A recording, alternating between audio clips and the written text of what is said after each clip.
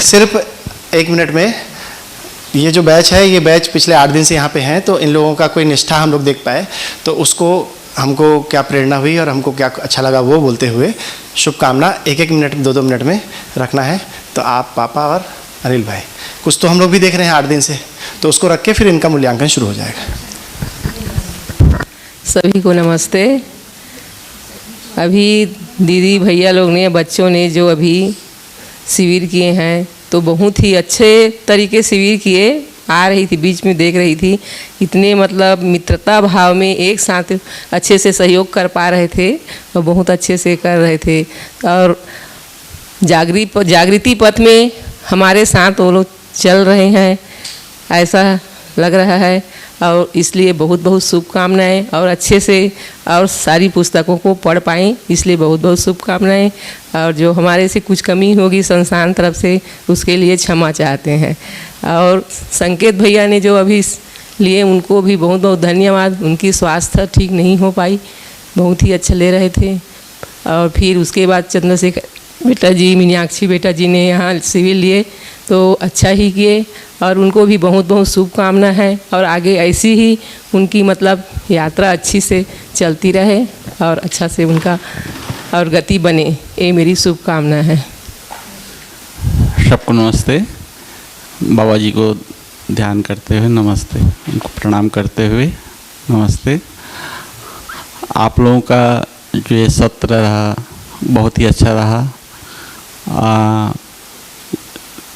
3 तारीख शुरू हुई से 4 अप्रैल से ये 12 अप्रैल तक के आप लोगों की निष्ठा बहुत ही अच्छा रहा है, बहुत ही सिस्टमेटिक हो रहा है, मुझे ऐसा लग रहा है। और शुभकामना है कि आप लोग मिल कर के काम आगे बढ़ाते रहेंगे।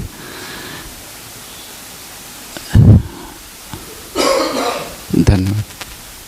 आप सभी को नमस्ते।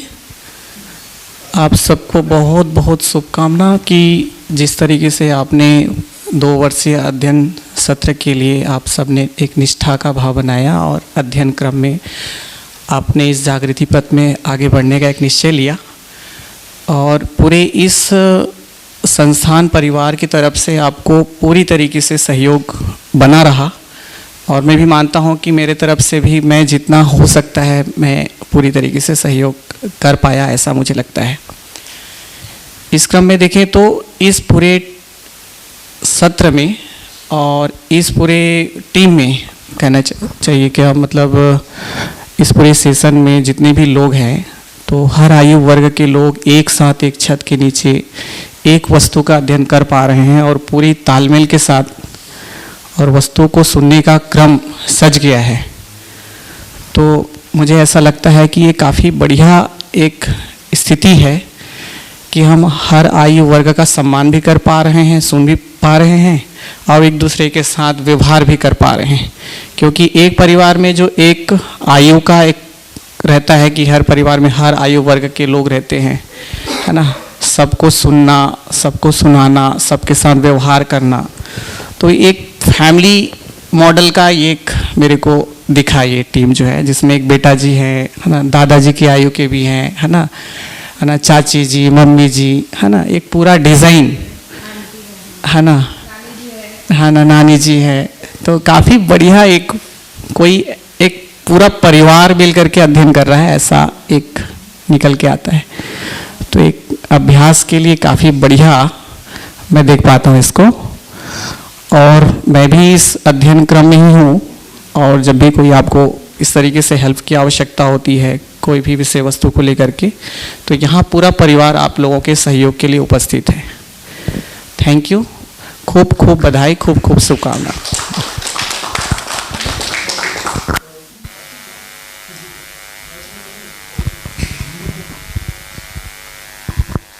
बस एकदम छोटे में 2 मिनट में मैं अपना मूल्यांकन रखूँगा।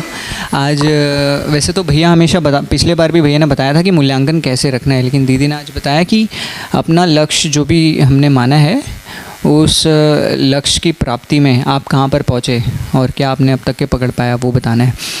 तो मैंने पहला शिविर मैंने किया था दिसंबर 2021 उसके बाद फिर यूथ कैंप किया था और 1.5 साल कुछ नहीं किया, परिचय शिविर से वापस शुरू किया और इसके बीच में बहुत सारी चीज़ें एक्सप्लोर करते रहता था।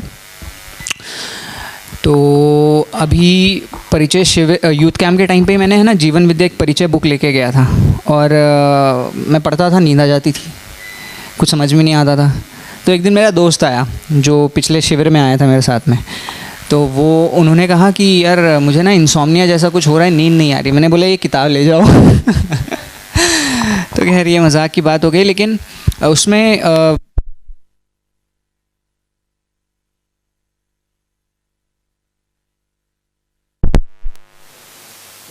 वो पर्सनल अचीवमेंट था और फिर जब विकल्प खोला तो वो डिफ़िकल्ट हो रहा था पढ़ पाना।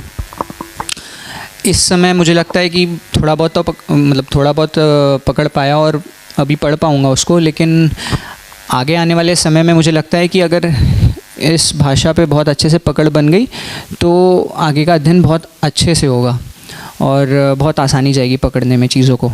तो ये भाषा पे मुझे काम करना है और भाषा पे काम करने का सबसे बढ़िया तरीका दी ने बताया आज कि परिभाषा संहिता खोल करके हर वर्ड बाय वर्ड आप अच्छे से उसको रीड करो, अंडरस्टैंड करो एंड फिर वापस जब बुक रीड करेंगे तो वो क्लैरिटी आ जाएगी उसमें।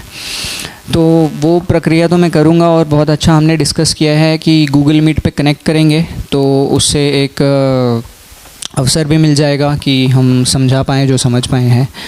और आगे मैं होप करता हूँ कि मैं कोशिश करूँगा कि 6 महीने के अध्ययन में आ सकूँ, बट अभी काफ़ी चीज़ें चल रही है बिजनेस वाइज, तो स्टिल मैं होप करता हूँ और सब सही रहा तो फिर मैं 6 महीने में ज्वाइन करूँगा, क्योंकि अभी वो मन तो बना लिया है कि एक बार में करके निपटाओ और क्लैरिटी लाओ उसमें। जी जी जी जी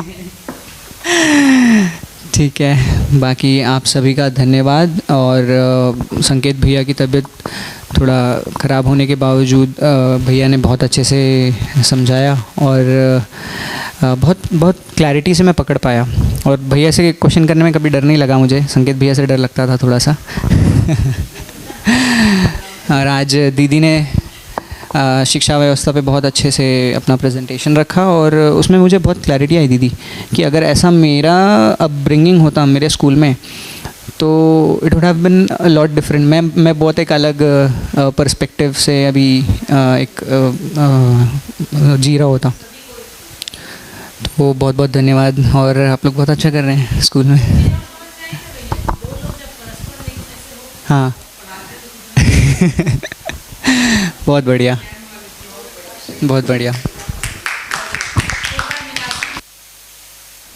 हेलो, सभी को नमस्कार।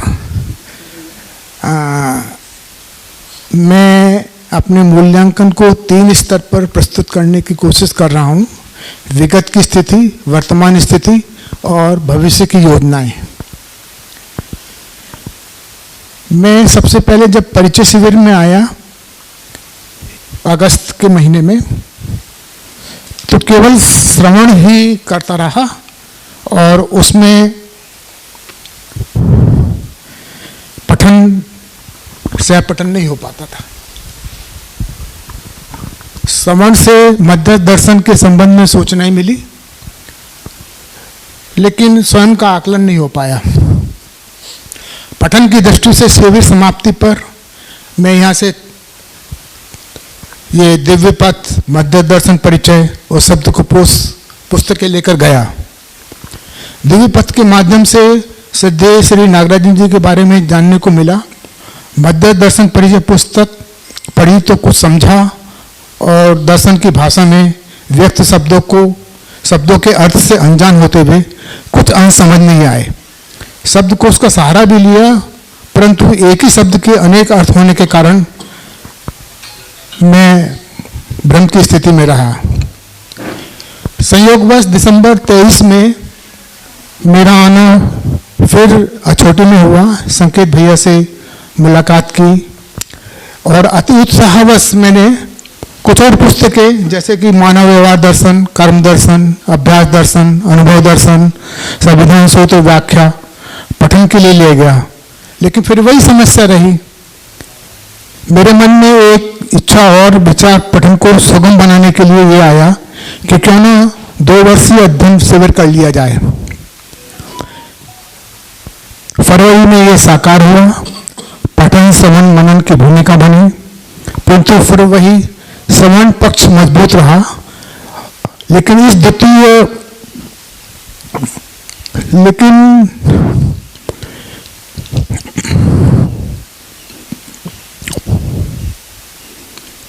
हेलो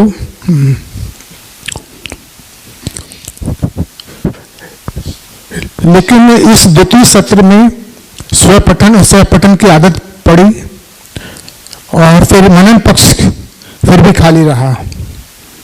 भविष्य में मेरी योजना बाबा जी द्वारा लिखे गए सभी पुस्तकों को अनुगामी विधि से अध्ययन की निरंतरता रखते हुए आगामी सत्रों में उपस्थित रहकर उसका लाभ ले सकूं, ऐसी मेरी आकांक्षा है।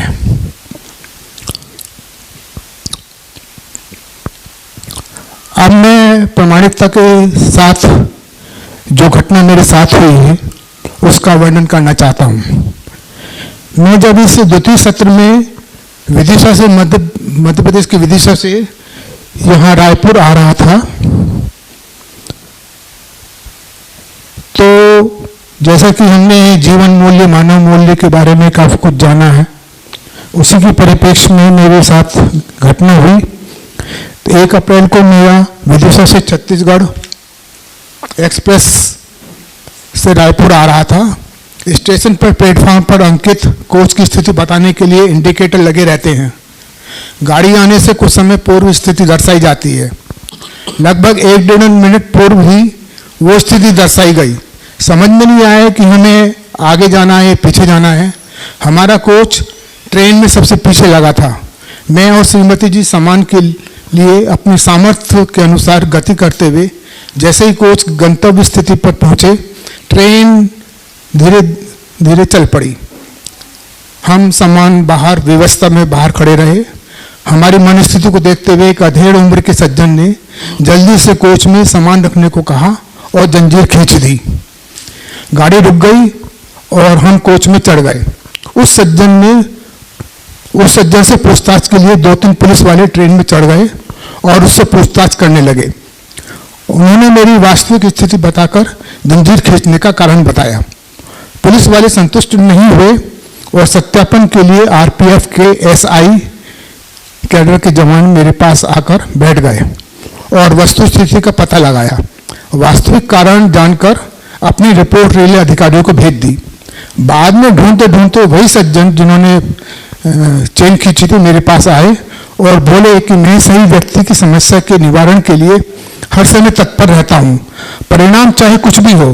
ये बात अलग है कि मैं व्यक्तिगत तौर पर इसका काफी कुछ खामियाजा भुगत चुका हूँ, लेकिन मुझे इसकी चिंता नहीं। यहाँ मैंने जांचा परखा कि इस सज्जन में मानव मूल्य जैसे कि धीरता, वीरता, उदारता जो हमने पढ़े हैं वो विद्यमान है। बाद में ये अनुभव में भी आया। अगर ऐसा नहीं होता तो मेरी ट्रेन छूट जाती और मैं इस शिविर में आने से वंचित हो जाता। यही घटना मुझे प्रेरित करती है कि मैं भी इसी प्रकार के कुछ कार्य करूं। वर्तमान में मैं वाङ्मय के पठन में पहले की अपेक्षा सार्थकता की पृष्ठभूमि में पहले की तुलना में कम कठिनाई महसूस कर रहा हूँ। इसमें मेरे साथी सहयोगी संकेत भैया, चंद्रशेखर भैया, मीनाक्षी दीदी, इनका काफ़ी योगदान रहा। नई नई सूचना करने का अवसर मिला। ज्ञान विज्ञान विवेक का दायरा अपेक्षाकृत बढ़ा ही है। इन सब का रोजमर्रा की जीवन शैली में व्यवहार आचरण में लाने का सतत प्रयास है। भविष्य में निरंतरता बनी रहे और मैं लक्ष्य तक पहुंचूं, यही मेरी कामना है। मैं उन सभी इकाइयों का जिन्होंने मेरे जीवन में परिमार्जन करने की भूमिका निभाई है कृतज्ञ हूँ। बाबा जी नागराज जी को सादर प्रणाम। जय। बैठिए बैठिए, कहाँ चले जाए आप? बैठिए, कहाँ चले जाए? क्योंकि हमारी जो वक्तव्य है इन्हीं के साथ जुड़ा हुआ है, इसलिए मैं उनको रोकने के लिए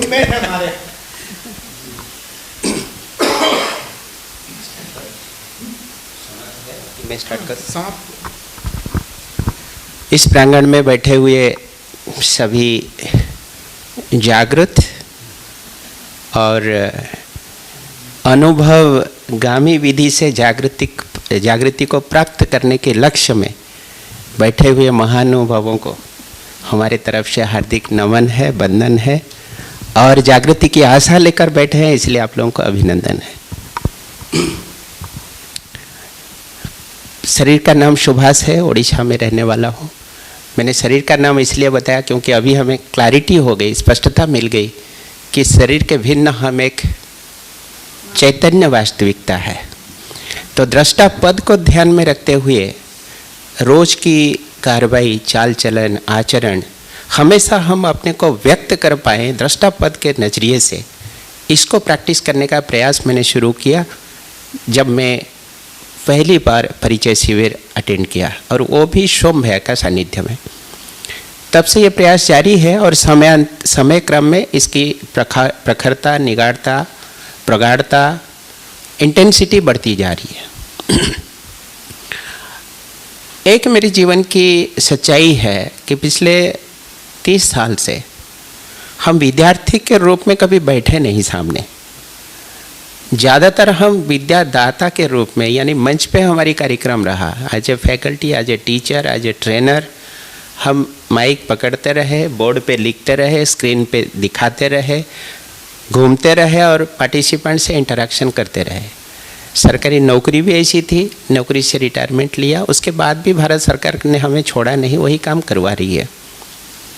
लेकिन जब यहाँ पर हमें विद्यार्थी के रूप में बैठने की बात आती है तो मुझे लग रहा था कि इससे बड़ी शास्ति और कुछ नहीं हो सकती मेरे लिए। जैसे छोटे बच्चे जो सामने बैठ के पढ़ाई करते हैं, सुनते हैं, लिखते हैं, उनको कहा जाए कि आप यहाँ आके पढ़ाना शुरू करो, पढ़ाओ, तो उनके लिए जितनी चैलेंजिंग है उतनी ही चैलेंजिंग लगती है पढ़ाने वाले को बैठ के पढ़ने के लिए।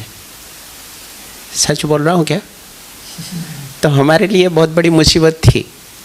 लेकिन यहाँ पर आने के बाद पहला सत्र में, यानी फर्स्ट राउंड, फरवरी का फर्स्ट राउंड और अभी अप्रैल का सेकेंड राउंड, ये दोनों को ऑब्जर्व करके मैं ये बता रहा हूँ कि वहाँ बैठते हुए भी मुझे पता ही नहीं चलता है कि समय कैसे गुजर जाता है।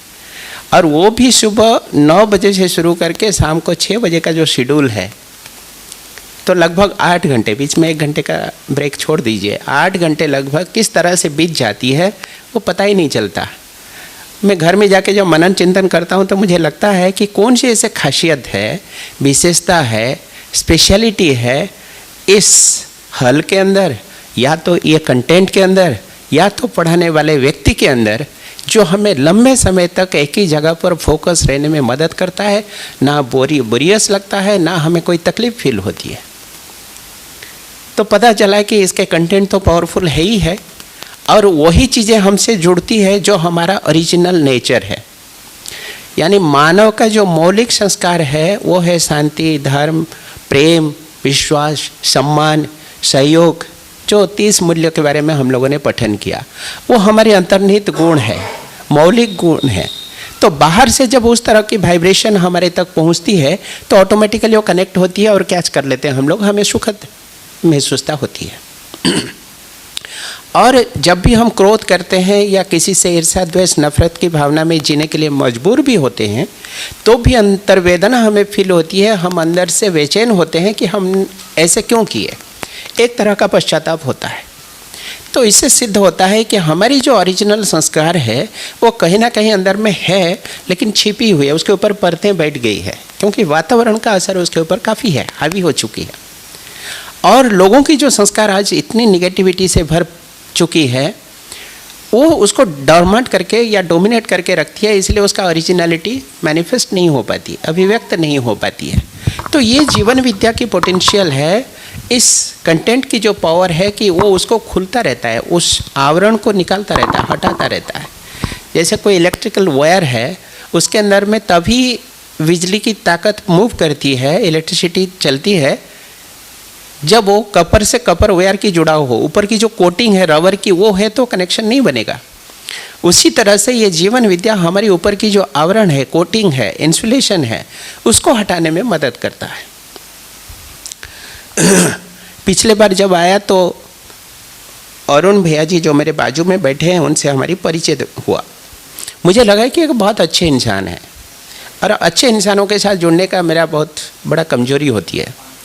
तो पिछले बार जस्ट एक संकल्प किया था कि काश इनके साथ में मेरा थोड़ा ज़्यादा समय का इंटरेक्शन हो पाता तो और थोड़ा इनके जीवन दर्शन से और जीवन की जो अनुभूतियाँ हैं उसको सुन पाता। आप यकीन नहीं करेंगे, ये जस्ट एक संकल्प ही मात्र था, फरवरी की बात कर रहा हूँ। और ये जो व्यापक सत्ता है जिसको हम चेतना के रूप में मानते हैं, हमारे संकल्प, क्योंकि हम चेतना के एक छोटी सी इकाई है, उसी के अंदर में संपृक्त है, तो चाशनी में डूबे रहने के कारण जैसे जिलेबी मीठी लगती है, उसी तरह से हमारे संकल्प ये पूरे व्यापक सत्ता में फैल गई और व्यापक सत्ता के हम गर्वित होने के कारण वो भी हमारी प्यास को बुझाने के लिए पूर्णता की ओर प्रेरित करती रहती है। और इस बार अप्रैल के सत्र में मैंने देखा कि अरुण भैया मेरा रूममेट बन गए। पूरे 8 दिन का वेरी क्लोज इंटरेक्शन उनके साथ करने का मौका हमें प्रकृति ने प्रदान कर दी। ताली तो बजा सकते हैं। ताली जब नहीं बजती है ना, मैं बोल बाल के बजवा लेता हूँ।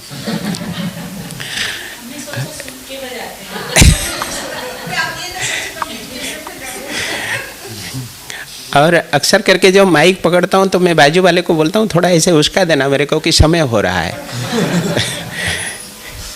तो विशेष बातें और 2-3 बिंदु बोल के मैं समाप्त करूँगा समय को नज़र में रखते हुए। सबसे पावरफुल पॉइंट जो मुझे लगा है जीवन विद्या से संबंधित, क्रम जारी है, यात्रा आगे बढ़ रही है। एक एक पल हमें महसूस होता है कि हमारे अंदर में ना जाने ये व्यापक सत्ता ने, ये प्रकृति ने, अस्तित्व ने कितनी भारी पोटेंशियल भर रखी है, कितनी बड़ी ताकत भर के रखी है, कितना खजाना हमारे अंदर है, और हम अज्ञानतावश उसको मैनिफेस्ट नहीं कर पाते हैं, उसको परिप्रकाश नहीं कर पाते हैं, उसको उपयोगिता में नहीं ला पाते हैं। जैसे हमारी विचारशीलता या कल्पनाशीलता की ताकत को अगर हम खुद ही सोचें तो इसकी कोई सीमा नहीं है। आप रात दिन निरंतर 24 घंटे सोचते रहिए फिर भी थकते नहीं है, मन फिर भी तैयार रहता है और सोचता विचारता रहता ही है। मेरा गला बैठ गया है, थोड़ी सी मेरे साथ सहयोग करिएगा, भाव तो पहुंच रहा होगा।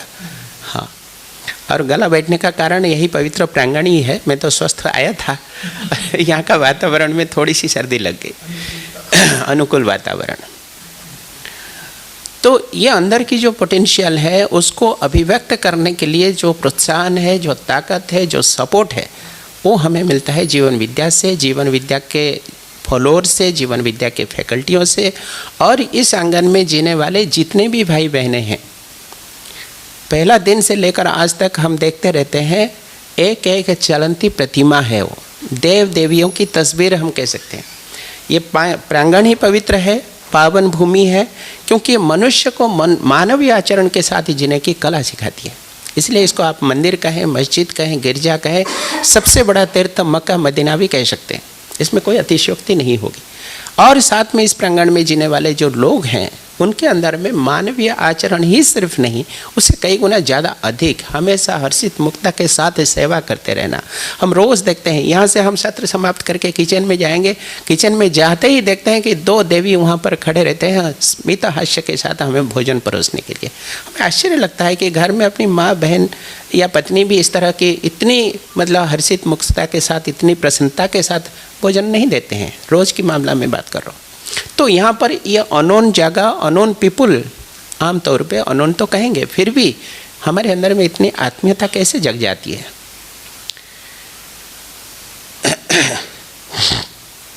एक सुझाव मैं देना चाहूँगा कि 2 साल की जो सत्र की जो डिज़ाइन है, कन्फिगुरेशन बनाया गया है, बहुत अच्छा डिज़ाइन है, और जिन्होंने भी इसको बनाया बहुत सोच समझ के बनाया होगा।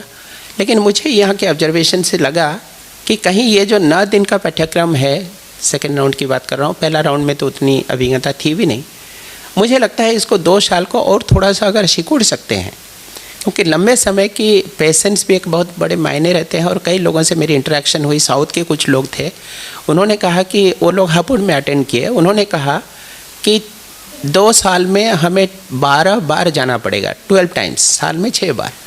तो साउथ से तमिलनाडु चेन्नई के रहने वाले कुछ परिवार हैं, उन्होंने कहा कि हम अगर 12 बार जाते हैं रायपुर, चेन्नई से रायपुर, तो एक तो फाइनेंशियल एक्सपेंडिचर है ही है, समय भी इन्वेस्ट करना पड़ता है और वो फिजिबल भी नहीं होता है प्रैक्टिकल लाइफ में। ऐसे बहुत सारे इश्यूज हैं।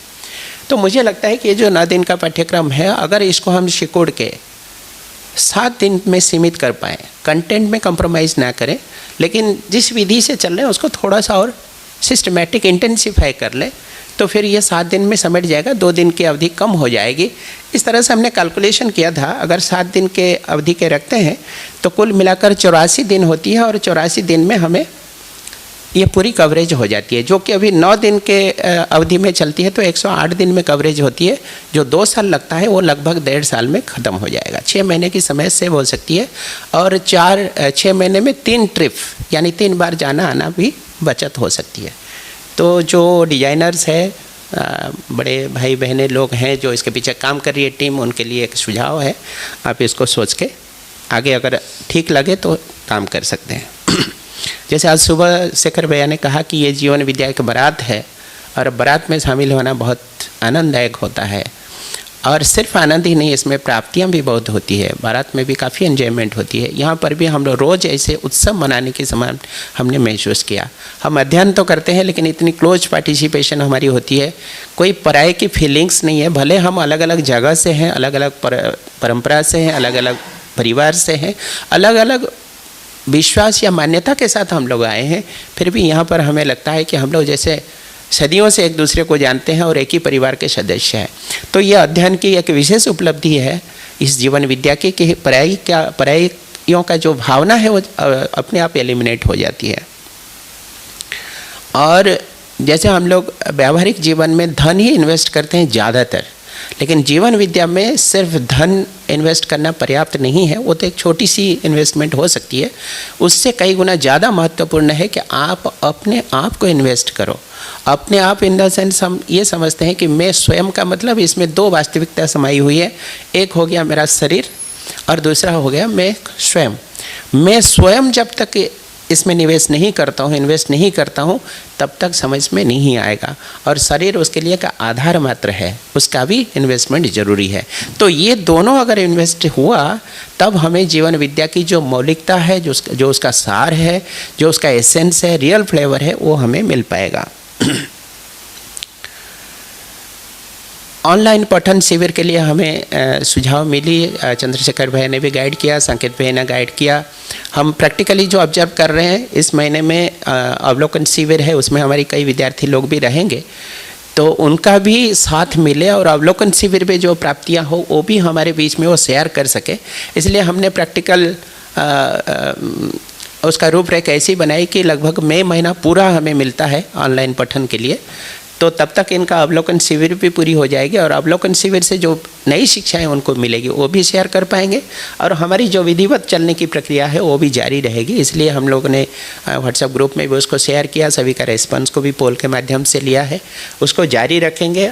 आशा ये रहेगी कि अगर बीच में कहीं हमें गाइडेंस की ज़रूरत पड़ती है, कहीं कुछ मॉडरेट करने की ज़रूरत पड़ती है, क्योंकि हो सकता है कि हमारे अंदर में फ्यूल है जो गाड़ी चलाने के लिए ईंधन की ज़रूरत पड़ती है, लेकिन उसके साथ अगर स्टीयरिंग ना हो तो फिर दिशा भटक जाती है गाड़ी की। तो हम लोग सभी फ्यूल के साथ में बैठे हुए, हमारी अंदर की जो कल्पनाशीलता है, विचारशीलता है, वो हमारी फ्यूल है, लेकिन एक स्टीयरिंग की आवश्यकता है। जो स्टीयरिंग का काम हमारे फैकल्टीज ही कर पाएंगे, जो वरिष्ठ भ्राता या बहन लोग हैं, माताएं हैं, वही लोग हमारे साथ में मार्गदर्शन का काम करें तो ठीक रहेगा।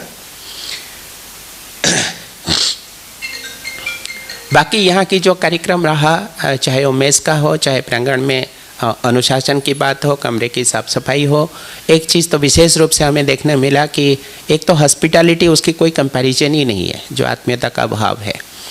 और दूसरी बात है स्वयं संपन्न होने का, स्वावलंबी बनने की जो प्रयास है, अपने अपने कमरे को अपने खुद ही साफ सुथरा रखने की जो प्रयास है और जो इंस्ट्रक्शन लिखा हुआ है कमरों में, वो बहुत ही उत्साह प्रदान करता है कि हम खुद कर सकते हैं, कैपेबल है और यह हमें खुद करना है भी चाहिए। जैसे अपने घर में हम करते हैं, हम किसी के ऊपर निर्भर ना करें कि कोई आके हमारी टॉयलेट को साफ़ करें। तो एक बहुत ही अच्छी सिस्टम है यहाँ पर। तो अगर कोई यहाँ पर 10 दिन रह भी जाता है, अध्ययन करे ना करे, तो भी उसके जीवन में, जीवन जीने की शैली में काफ़ी निखार आ जाती है।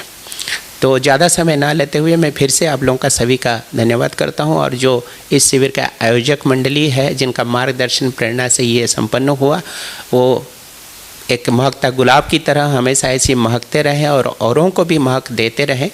तुलसी पौधे की तरह खुशबू सभी को देते रहें, क्योंकि हम जब दूसरों को चंदन लगाते हैं तो अपने अंगुलियाँ भी अपने आप महक जाती है। तो वही काम यहाँ के इस प्रांगण में रहने वाले निवासी लोग करते हैं। सभी को बहुत बहुत धन्यवाद, शुक्रिया, और आदरणीय नागराज जी को नमन।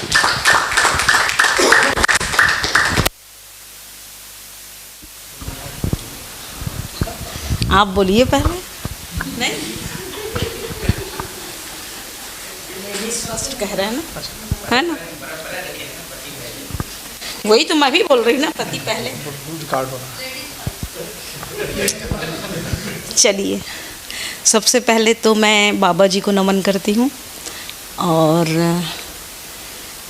बात शुरुआत करती हूँ यहाँ के जितने भी भैया, आप सभी लोगों को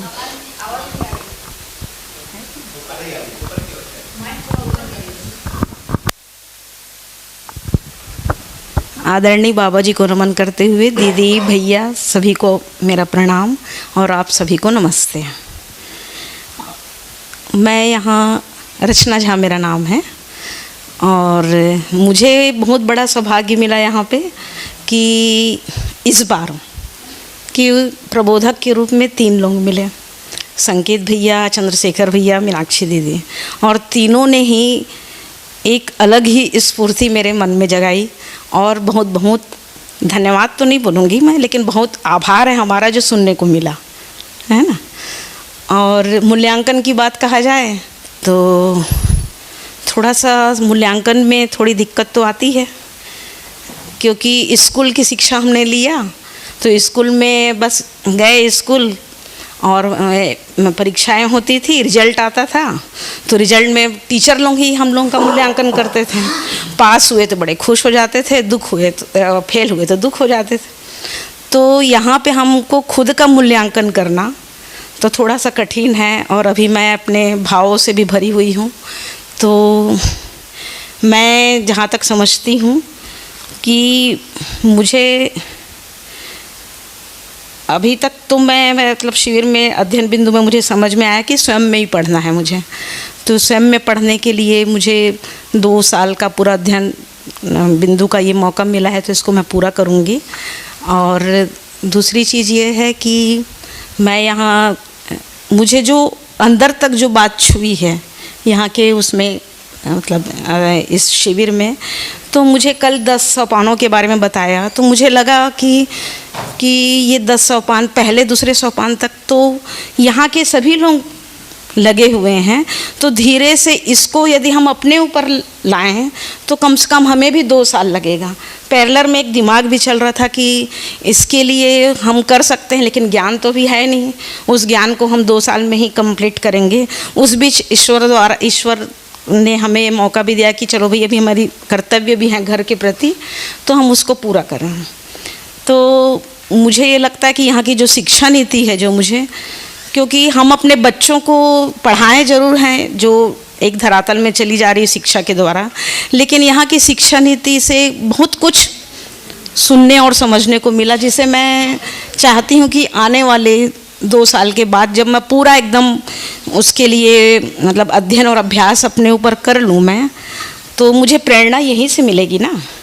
तो इस प्रेरणा को मैं और आप लोगों से लेते रहूं, भैया से, दीदी से, सभी लोगों से, बस यही है। और सबसे बड़ी बात दीदी हैं, आई हैं, जो हमें अध्ययन तो यहाँ करते हैं हम, लेकिन ये जो मंजू दीदी हमें अभ्यास कराती हैं, ये दीदी का भी हमको ये हमें टोच के बोलती लो ना थोड़ा पढ़ो, थोड़ा पढ़ाओ, तो पढ़ते हैं तो दिन भर पढ़ाई होती कहा जाए तो, है ना। तो ये तो स्कूल लाइफ कॉलेज लाइफ में तो हम इतना नहीं किए, लेकिन ये बहुत ही स्फूर्ति दिया हमको कि नहीं हमको बहुत अच्छे से करना है। बस यहीं पे मैं आप सभी को प्रणाम करती हूँ, और संकेत भैया जल्दी आ जाएं, स्वस्थ हो जाएं, बस यही है।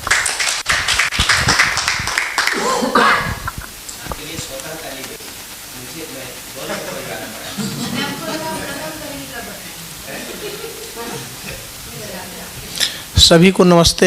मेरा नाम आद्यानंद झा है। पिछले बार मैं परिचय शिविर में दिसंबर में आया था, इसके बाद फिर फरवरी में, और ये तीसरा अध्ययन बिंदु एवं विकल्प का शिविर है, 4 अप्रैल से लेकर 12 अप्रैल तक का। मूल्यांकन के परिप्रेक्ष्य में मैं ये बोलना चाहूँगा कि कठिन तो होता है, दूसरे का मूल्यांकन करना बहुत ईजी होता है, किसी को कुछ भी बोल दो चल जाता है। जब खुद का करना होता है तब बड़ा दिक्कत होती है, परेशानी होती है। हाँ, लेकिन जो मैंने अपने में अनुभव किया, पहले मैं जैसा था वैसा मानता था कि शरीर के ही आधार पर मैं जी रहा हूँ, और जितने भी कार्यक्रम करता था, जो मेरा बात था, व्यवहार था, आचरण था, केवल शरीर के ही आधार पर था। कभी ये नहीं समझ पाया कि सुखी होने का नज़रिया क्या है, कैसे सुखी हो सकते हैं। केवल इन्हीं चीज़ों में उलझा रहता था, परेशान रहता था। पहला शिविर करके जब मैंने परिचय शिविर करके गया तो मुझे ऐसा अनुभव हुआ कि सब कुछ पा गया, बस 8-9 दिन में सब कुछ पा गया, कुछ बचा ही नहीं है। और जाके 2-4 लोगों को ज्ञान भी दे डाला, 4-6 लोगों को पकड़ के बोले लाऊंगा भी। दूसरे शिविर में आया तो थोड़ा भारी पड़ा, लगा कि नहीं बोले वो तो ऊपर ही था बोले करके। तीसरे शिविर में लगा कि औकात में आ गया करके, कुछ भी नहीं समझ में आया मुझे करके। रियलिटी जो मैंने महसूस किया वो सही बता रहा हूँ। तीसरे शिविर में आया कि मुझे कुछ भी समझ में नहीं आया करके। खैर, एक इस शिविर में भैया जी लोगों से जो मुझे मतलब पठन में जो मदद मिली, उसमें ये बात निकल के आई कि सभी मानव प्रयत्नशील रहते हैं सुखी समृद्ध होने के लिए, पर अब और प्रयास भी करते रहते हैं। पर यदि किसी से भी पूछा जाए कि भैया तुम कितने समृद्ध हो या कितने सुखी हो, तो सभी रोते और दुखी ही मिलेंगे, कोई प्रसन्न नहीं मिलेगा और ये नहीं कहेगा कि मैं समृद्ध हूँ। वास्तव में हम शरीर के आधार पर पूरा काम करते हैं या सोचते हैं। भैया जी ने जो बताया कि मन, आउटर ऑर्बिट पर मन और वृत्ति, और मन का बताए थे भैया जी ने, भूल रहा हूँ, थोड़ा सा विस्मरण हो रहा है। मन का कार्य है, भूल रहा हूँ, वो आवेश, मन का कार्य है आवेश, और वृत्ति का कार्य है हठ। हाँ, हठ। और चित्त का कार्य है, भूल रहा हूँ थोड़ा सा। फिर इसके बाद फिर अहंकार आएगा, बुद्धि का काम। तो यहाँ पर इस स्तर पर काम करते हैं, सुखी होने के स्तर पर। ये मुझे बहुत अच्छा लगा। अब जाके इस पर प्रयास करूँगा अपने परिवार में। यही मेरी योजना है। आप सभी का धन्यवाद जी।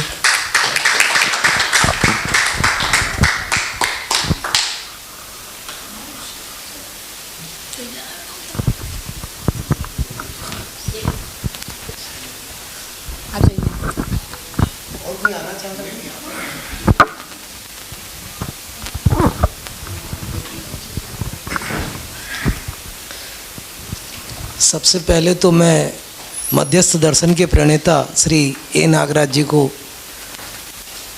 दिल से, तहे दिल से खूब खूब कृतज्ञता है।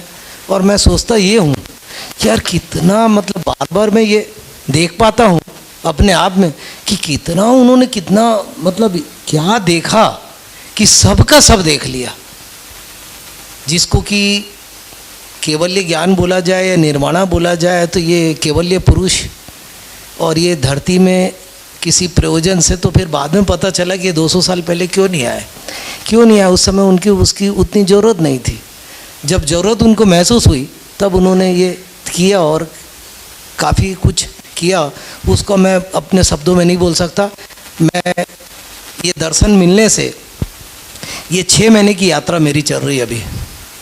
तो 6 महीने की यात्रा में मैंने बहुत रात, बार बार मेरा 24 घंटे में बहुत सारा समय इसी में जाता है यही सब सोचने में, और मैं थकता नहीं हूँ। मतलब जीवन भी नहीं थकता है, जीवन तो थकता ही नहीं, लेकिन शरीर भी नहीं थकता है, उससे कुछ विश्राम मिलता है। तो संकेत भैया ने एक बात बोली कि यार जब आदमी बहुत खुश होता है तो क्या स्थिति में रहता है, तो तुरंत निकला विश्राम की स्थिति में। जितना मेरा ज्ञान रहेगा उसी हिसाब से मैं, मतलब जितना ज्ञान मैंने समझ पाया, मेरी समझ आई, उसी हिसाब से मैं जवाब दे पाता हूँ। हो सकता है वो सही भी हो सकता है ना भी हो। तो एक तो ये बात आई कि भाई उस समय विश्राम की स्थिति में रहती है, तो मेरे को बड़ा अच्छा लगता है। जो मैं जो चीज़ पढ़ता हूँ ऐसा लगता है यार ये वीडियो देख लूँ यार, ये हाँ यार ये बात गई। तो ध्यान मेरा कभी कभी ऐसा नहीं कि मैं सब में ध्यान जा रहा है, कभी कभी केवल फल पे जाता है, कभी पत्ते पे जाता है, कभी तने पे जाता है, कभी जड़ पे जाता है। तो ऐसा चलता है। तो चारों अवस्था के बारे में मैं देखता हूँ। पहले मेरा ध्यान नहीं था, और पुरानी अगर जर्नी में देखा जाए तो मैं केवल शरीर मानव शरीर का ही रूप समझता था। ये जो बेटे के कारण मैं ये शिविर के संपर्क में आया और ये बात मध्यस्थ दर्शन के नॉलेज में आया, तो तब से मेरे को ये लगा कि यार कुछ करना, और जो मैं चाहता था वो ये है। और आज जो मोक्ष की डेफिनेशन मिली, चूँकि जैन परिवार में जन्म लेने का कारण एक टारगेट था कि मोक्ष पाना है, तो मोक्ष का क्लियर रास्ता मिल गया। भ्रम से मुक्ति ही मोक्ष है, ये बात बहुत उतरी। बोलने को तो मेरे पास बहुत सारी चीज़ें, मैं अगर 1 घंटे भी बोलूँ, 2 घंटे बोलूँ, 5 घंटे बोलूँ तो भी कम है। मेरे को अच्छा लगता है कि मैं अपना सोचूं और फिर मैं पूछता हूँ कि क्या यार मैं सही बोला कि गलत बोला, तो मेरी समीक्षा भी होती है। दूसरा एक और कहना चाहूँगा कि अस्तित्व में इतनी अच्छी व्यवस्था है कि अकेले का कोई नहीं है। जो अकेले रास्ते पे निकल पाते हैं वो कभी सफल नहीं हो सकते, क्योंकि अस्तित्व में अकेले की कोई ऐसा अकेलापन है ही नहीं। जो भी चीज़ है तो दो के साथ है। तो वो मैंने गणित की भाषा में अपने आप को समझा कि एक बिंदु से लाइन नहीं बनती है, और कई बिंदु अपनी अपनी जगह खड़े रहे तो लाइन नहीं बनती, लेकिन जब 2 बिंदु आ जाते हैं तो लाइन बन जाती है। जैसे हाइड्रोजन के 2 परमाणु मिल जाते हैं तो H2 बन जाती है, और हाइड्रोजन और ऑक्सीजन मिल जाए तो पानी बन जाता है। देखिए कितनी अस्तित्व की कितनी महिमा है। एक हाइड्रोजन जलने वाला है और एक ऑक्सीजन जलाने वाला है, लेकिन जब दोनों मिलते हैं तो क्या गजब की उसकी प्रॉपर्टी ऐसी हो जाती है, मौलिकता। वो मतलब पानी जो सबकी प्यास बुझाता है, आग की भी प्यास बुझा देता, तो पानी की तो बाकी की तो बात अलग है। दूसरा एक चंद्रशेखर भैया से जो बात पकड़ में आई कि सुख, अभी हमको सुख भासता है, वो टूटता है, हर बार टूटता है। वो अटूट कैसे बने, और हम उसी के प्रयास में लगे, लेकिन हमारा जो ट्रैक है वो टूटा हुआ ही नज़र आता है। और हमको चाहिए सुख निरंतर, क्योंकि मानव धर्म सुख है। तो ये जो मेरी जो टूटन है उसको मैं निरंतर बनाने के प्रयास में हमेशा रहूँगा आगे से। और मेरे को तो जब भी मौका मिलेगा तो मैं इस अवसर को नहीं खोऊंगा। और कहने को तो बहुत शब्द है, भावना तो बहुत है, सभी के प्रति आभार है। संस्थान क्या, ये जितनी भी इकाइयाँ हैं ये अपनी पूर्णता की ओर इसीलिए इस संस्थान में है। चाहे वो पेड़ हो, चाहे पौधे हो, चाहे पदार्थ, तीनों अवस्थाएं या चारों अवस्थाएं यहाँ इस प्रांगण में एक जगह इसलिए एकत्रित हुई है। जैसे सोने की खदान में जहाँ सोना का परमाणु होगा वहाँ सभी सोने के परमाणु एक साथ होते हैं, इसीलिए तो खदान में सोने की खदान बोलते हैं। तो ये क्या है, ये सुख, समाधान, समृद्धि और सह अस्तित्व, और ये जो है इसकी ये खदान है। यहाँ से जो चाहिए सब मिल जाएगा। बस मेरी भावना बहुत है, पर दूसरे को भी समय देना है। और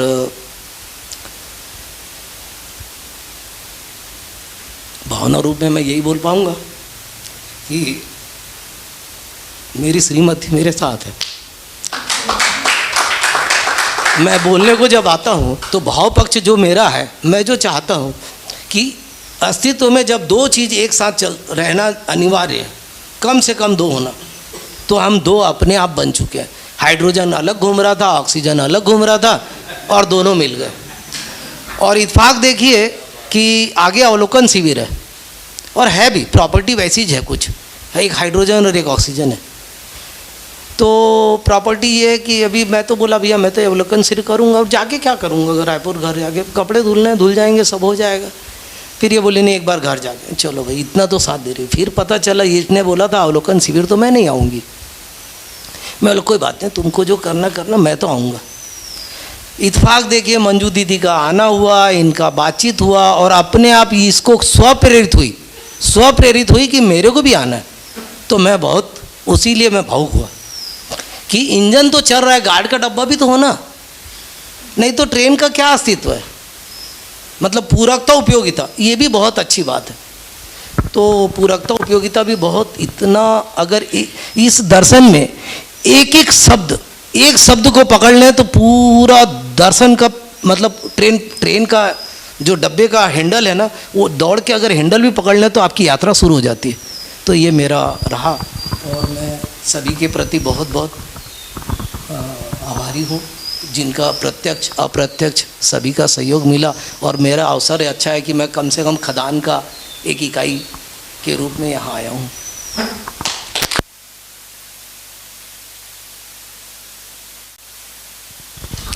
श्रद्धेय नागराज जी को मेरा सतत नमन एवं प्रणाम।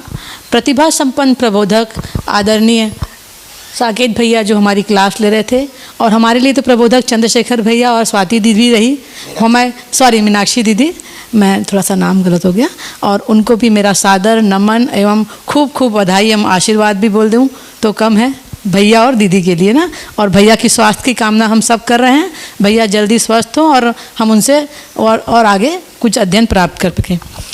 जिस पद पर स्नेह मिला उस पद के राही तुम्हें प्रणाम, उस पद के राही तुम्हें प्रणाम।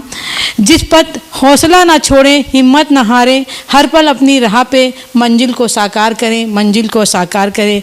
पहचान तो उनकी होती है जो पहचान बनाते हैं, पर पहचान तो उनकी होती है जो जीना हमें सिखाते हैं। और उन सभी सहयोगियों का जो इस संस्थान में हैं और मेरे सहपाठी जो मुझे मन से इतनी ऊर्जा प्रदान करते हैं, खासकर मंजू दीदी, रचना दीदी का साथ मिला और डॉली दीदी के साथ जो मैंने इस बार समय बिताया, और माँ जैसा प्यार करने वाली आंटी राठौर आंटी, वो पहले भी मिली थी और मैं अपनी समस्याएं उनके सामने सब करती थी, और इस बार मुझे विशेष रूप से डॉली दीदी का साथ मिला और मुझे बहुत अच्छा लगा आप सबका साथ, और ऐसा ही आपका आशीर्वाद और प्यार मुझे मिलता रहे।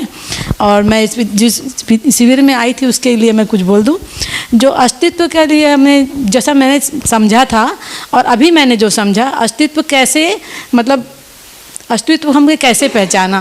पहले तो भौतिकवादी और ये रहस्यवादी अस्तित्व को ही मैंने वो समझा था, बट बाबा जी के अध्ययन बिंदु से हमने जाना कि सह अस्तित्व और अस्तित्व क्या है और उसमें जो इकाइयां हैं उनका क्या योगदान है। तो उसमें ये जाना कि भौतिक और रासायनिक क्रियाएं और वस्तुएं व्यापक और वस्तुएं अभाज्य और वर्तमान है, ये हमने जाना।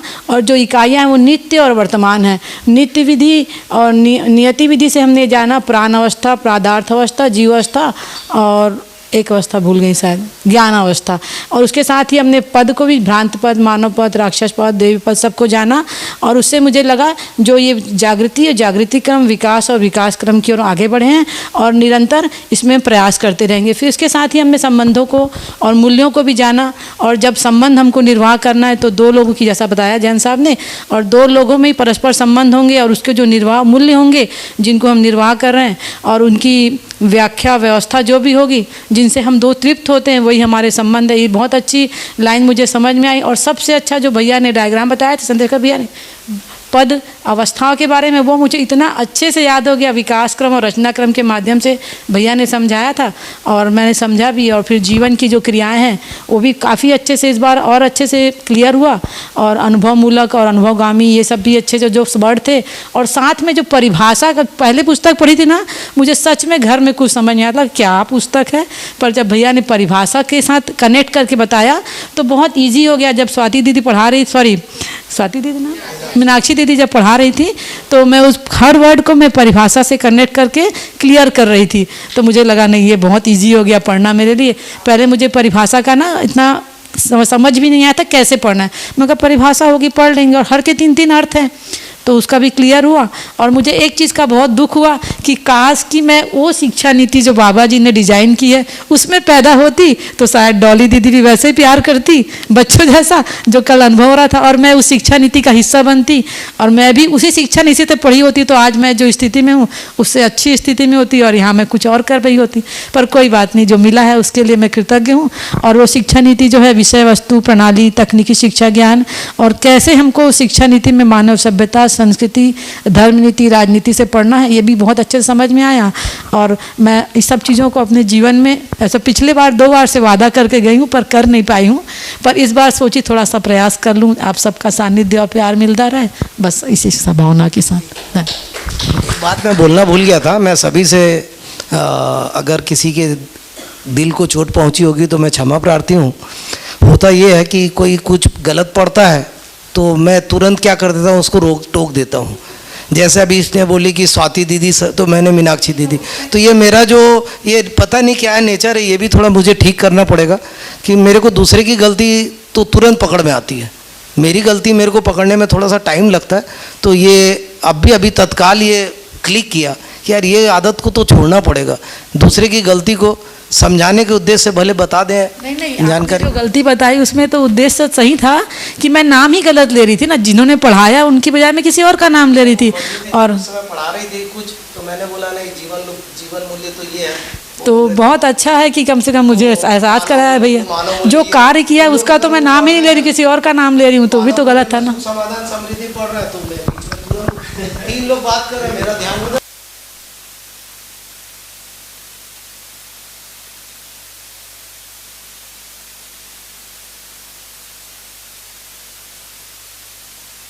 दोस्ती कर रहे थे तो अद्यानंद भैया और मैं था, तो पुस्तक से चलना हो रहा था।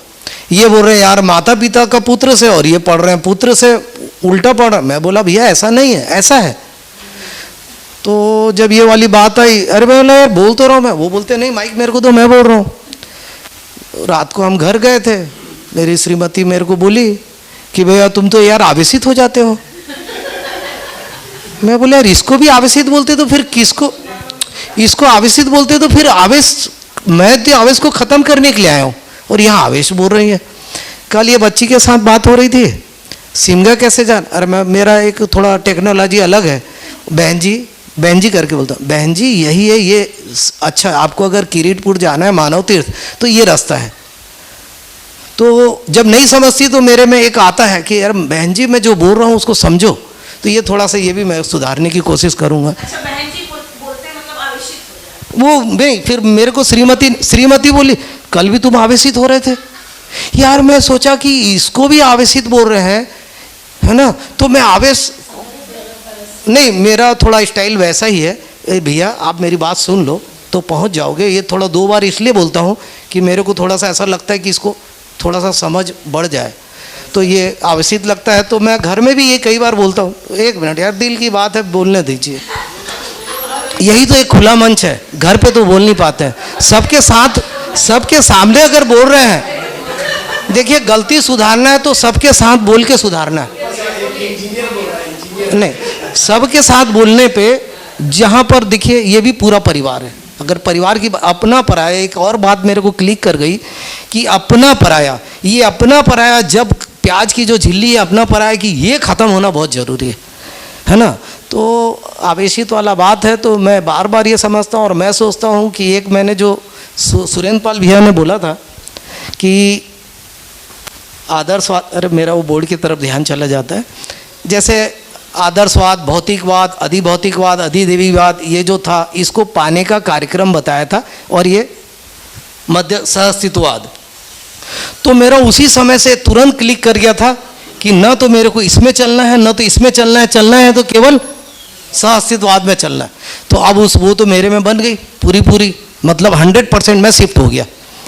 परंतु क्या होता है कि मैं इसको श्रीमती को देखता हूँ तो थोड़ा आदर्शवाद में भी चल रही है। बोले देखो उधर देखो, बोले वो भी तो पूजा करते। अरे वो क्या करते हैं वो छोड़ो, वो क्या करते हैं उसको छोड़ो, मुझे क्या करना है। तो मैं क्या, वही दूसरे को देखने की आदत जो है।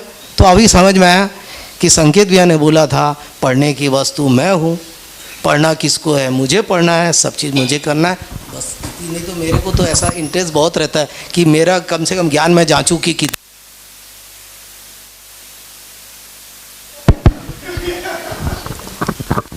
हाइड्रोजन।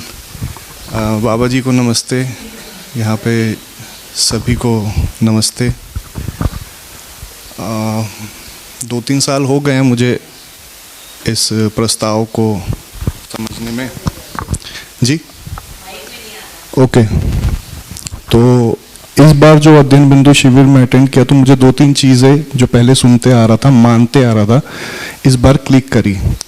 और घर जाके तो मतलब बोल ही रहे थे एक ही विकल्प है, मगर ये पकड़ में नहीं आया था मेरे। मुझे लग रहा था कि 3 ऑप्शन है तो वो थोड़ा मुश्किल है, तो ये बाबा जी का प्रस्ताव है तो इसमें चल के देखते हैं। मगर इस बार समझ में आया कि बाबा जी ने 2 चीज़ें जो बताई हो रही थी, एक भौतिकवाद और एक आदर्शवाद में चल रहे थे, उसकी परंपरा नहीं बन पाई मानव जाति में जागृति की ओर। तो उसको देखा, जांचा, तो अपने में देखा तो आदर्शवाद में उतना मुझे अधिकार नहीं है क्योंकि मैं गया ही नहीं उतना। बस देख के लगा कि परंपरा हाँ बन नहीं पाई। हमारे घर में भी बहुत सारे लोग कुछ किसी आदर्शवाद से जुड़े ही हैं। तो देखा कि मुझे वो परंपरा में मेरे पिताजी को देखा और मुझे देखा तो वो मुझे मिल नहीं पाया, या मैंने लिया नहीं, जो भी हुआ वो आ नहीं पाई। और दूसरा भौतिकवाद में थोड़ा कमांड है क्योंकि जिया है उसको, और उसको जी के देखा क्योंकि कॉलेज से ही मान के चले थे कि पैसे आ जाएंगे तो सब, और एक पावर आ जाएगा जिस पिताजी को देखते थे या बड़ों को देखते थे, वो हो जाएगा तो लाइफ सेट हो जाएगी।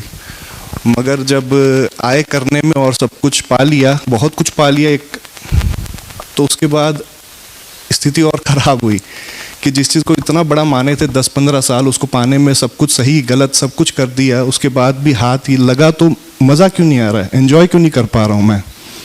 तब थोड़ी स्थिति ख़राब हुई तो इधर उधर गए, भटकते भटकते यहाँ पहुँचे। तो बाबा जी ने एक प्रस्ताव रखा कि ये मानव का अध्ययन नहीं हुआ है दोनों जगह, भौतिकवाद है चाहे आदर्शवाद है, उसमें मानव को समझा ही नहीं गया, अस्तित्व को सह अस्तित्व के रूप में नहीं देखा गया। तो वो प्रस्ताव सुना तो इधर आके थोड़े थोड़े जांचने में लग गए। तो शिविर में ये बताते थे कि अपने आप को देखिए, हर सिचुएशन में अपने आप को रख के देखिए। अभी तक तो दूसरों की गलतियों को चेक कर रहे थे और आवेशित हो रहे थे और रिजेक्ट कर दे रहे थे। तो प्रोसेस में मैंने बोला हाँ भाई बात ठीक है, अपने आप को भी रख के देखते हैं। जब मैंने खुद को रखा कि मेरी क्या गलती है, कोई भी सिचुएशन पकड़ के जब मैंने देखा क्या मैं गलत हूँ, मेरी गलती कहाँ है, तो उस प्रोसेस में मुझे काफ़ी समय लगा। और एक जगह मैं जाके पहुंचा जहाँ पे मुझे घटना में सामने वाले की गलती दिखती थी, फिर उसके बाद मुझे अपनी गलतियाँ दिखती थी।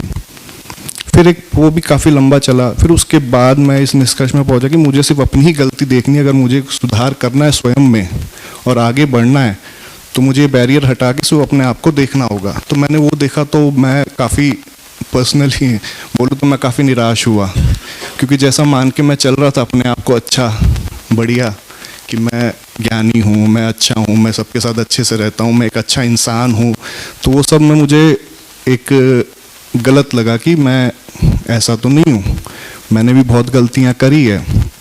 तो उसमें थोड़ी सी तकलीफ़ हुई।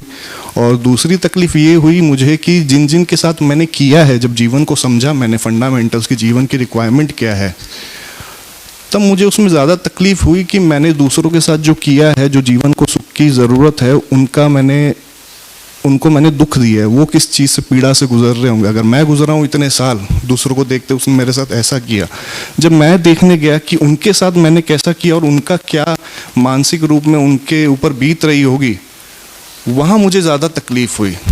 और यहाँ पे फिर उसके बाद मैंने कुछ कदम उठाए तो मुझे इधर अभी संबंध पकड़ में आया थोड़ा बहुत पहले से ज़्यादा, परिवार समझ में आया, समाज समझ में आया।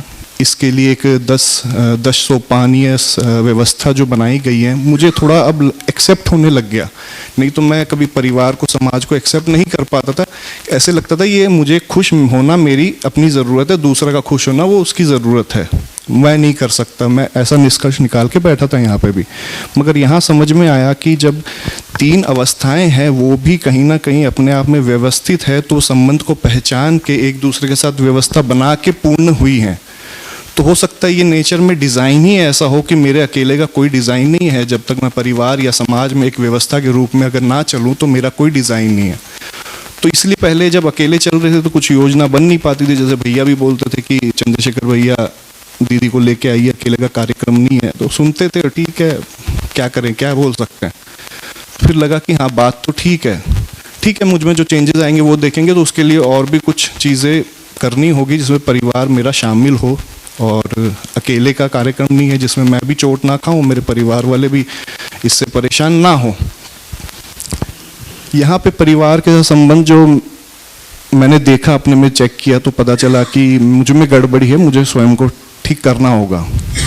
तो मैंने देखा किनके साथ मेरी ज़्यादा विरोध है। तो 2 जनों के साथ मेरे परिवार में, ऐसे तो बहुत हैं दोस्त यार, कहीं छोटी छोटी, मगर मेरे साथ जिनके साथ जीना हो रहा है उनके साथ मेरे एक पिताजी और एक मेरी वाइफ, उनके साथ कुछ अंदर ही अंदर विरोध चल रहा है। सब कुछ ठीक भी है मगर अंदर एक सूनापन लग रहा था कि वो संबंध यहाँ आके लगने लग गया कि यार इसको तो और अच्छा किया जा सकता है। जैसे हम लोग देख ही रहे हैं आप लोग को, तो ऐसा पहुँचना चाह ही रहा है कहीं ना कहीं कि ये लोग इतने खुश कैसे हैं, ये पिता पुत्र ये लोग साथ में कैसे बैठे हैं। जैसे चंद्रशेखर भैया को भी देखता हूँ या किसी कपल को देखता हूँ तो अच्छा लगता है कि मैं क्यों नहीं कर पा रहा हूँ। तब जब मैंने देखा था अपने आप को तो उसमें कुछ वाइफ के साथ भी घटनाएं थी कि मैंने ठीक नहीं किया, तो मुझे लगने लगा यार इसको, ये तो दर्द बढ़ता ही जा रहा है, मुझे इलाज भी नहीं मिल रहा, मैं क्या करूँ।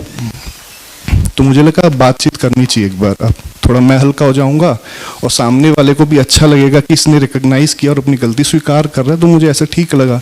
तो एक दिन रात को मैंने हिम्मत करके कॉल किया वाइफ को, और मैं कुछ डरा हुआ भी था। मैं कहीं अच्छे मन से थोड़े बोलूँ कि मेरी गलती है, मुझे माफ़ कर दो, ये वो कर, तो कहीं सामने वाला ये ना बोल दे कि देखो मैं तो पहले ही बोलती थी, तुम ही नहीं सुनते थे। तो मुझे लगा कि मैं पहले ही बोल दिया कि मैं तुम चुप रहना, मैं कुछ बात करना चाह रहा हूँ, तुम कुछ मत बोलना। बोले क्या हो गया, वो डर गई। रात को 12 बजे तो वो सो रही थी। बोले क्या हो गया, कहीं परेशान तो नहीं है। मैं कहा नहीं सब ठीक है, बस तुम चुप रहना, कुछ मत बोलना, मेरे को कुछ अपनी बात रखनी है और सुनो। तो मैं बात किया, सब चीज़ के लिए माफ़ी मांगा, उसको बताया देखो मैं यहाँ गलत था, तुम्हारे परिवार के लिए मैंने ये बोला, वहाँ मैं गलत था, तुमको मैंने गलत समझा, ऐसे करके बहुत सारी बातें थी। उसमें मुझे लगा कि 10-15 मिनट निकल गए, मगर घड़ी देखी तो मैं 2 घंटे निकल गए, मैं यही बोलता रहा बस, सारी चीज़, बहुत सारी बातें थी। और वो रोती रही। तो वो भी फिर मैंने फ़ोन रख दिया। मैं कहा अब क्या होगा, अब जो सामने सामने जाऊँगा तब क्या होगा, क्योंकि हिम्मत तो है नहीं फेस करने की। बोल तो दिया मैंने, उसको पहले ही बोल दिया अब इसके बाद बात मत करना, मेरे से चर्चा मत करना, मैं घर आऊँगा। तो वो भी मानती है, सुन लेती है, जो भी बोले ठीक है। तो उसने कभी चर्चा ही नहीं की, ना मैंने करी। मगर उसके बाद मैं देख रहा हूँ कि 1 साल 1.5 साल बीत चुका है और धीरे धीरे सिर्फ इस घटना से मैंने रियलाइज़ किया और मैंने व्यक्त हो गया उसके सामने। तो हमने कभी इस चीज़ पर चर्चा भी नहीं करी। और धीरे धीरे मैं देख रहा हूँ कि हमारे संबंध इतने अच्छे हो रहे हैं। जिस चीज़ पे मैं गुस्सा होता था, अब मेरा वो धीरे धीरे अचानक से नहीं हुआ, लगा समय 1.5 साल। मैं शांत हुआ, मैं हल्का हो गया, सामने वाला भी हल्का हुआ, सामने वाले भी अच्छा लगा ही होगा कि कोई अगर अपनी गलती एक्सेप्ट कर रहा है और विनम्र मतलब झुक के कर रहा है तो उसको भी अच्छा लगा ही होगा। तो अपने आप ऑटोमेटिकली हो गया। तो पिताजी के साथ सोचता हूँ करूँ, मगर डर लगता है। क्यों अब लगने लग गया कि जब मुझे रिजल्ट मिल रहा है, क्योंकि भरोसा बन रहा है, एक प्रस्ताव है, प्रस्ताव को हम चेक कर रहे हैं, जांच रहे हैं और रिजल्ट मिल रहा है, तो इस प्रस्ताव पर विश्वास भी बन रहा है। इसलिए मैं बार बार यहाँ आना चाहता हूँ और समझना चाहता हूँ। तो रिजल्ट मुझे मिल रहा है, पिताजी के साथ देखते हैं कब होता है। और एक मुझे जो बात पकड़ में आई इधर, वो है जागृति, क्रम और कृतज्ञता पकड़ में आई। पहले मैं इसको समझता था कि जब मैं ज्ञान को प्राप्त कर लूँगा, जब ठीक होने की कोशिश करूँगा तो मेरी जागृति क्रम स्टार्ट होगी।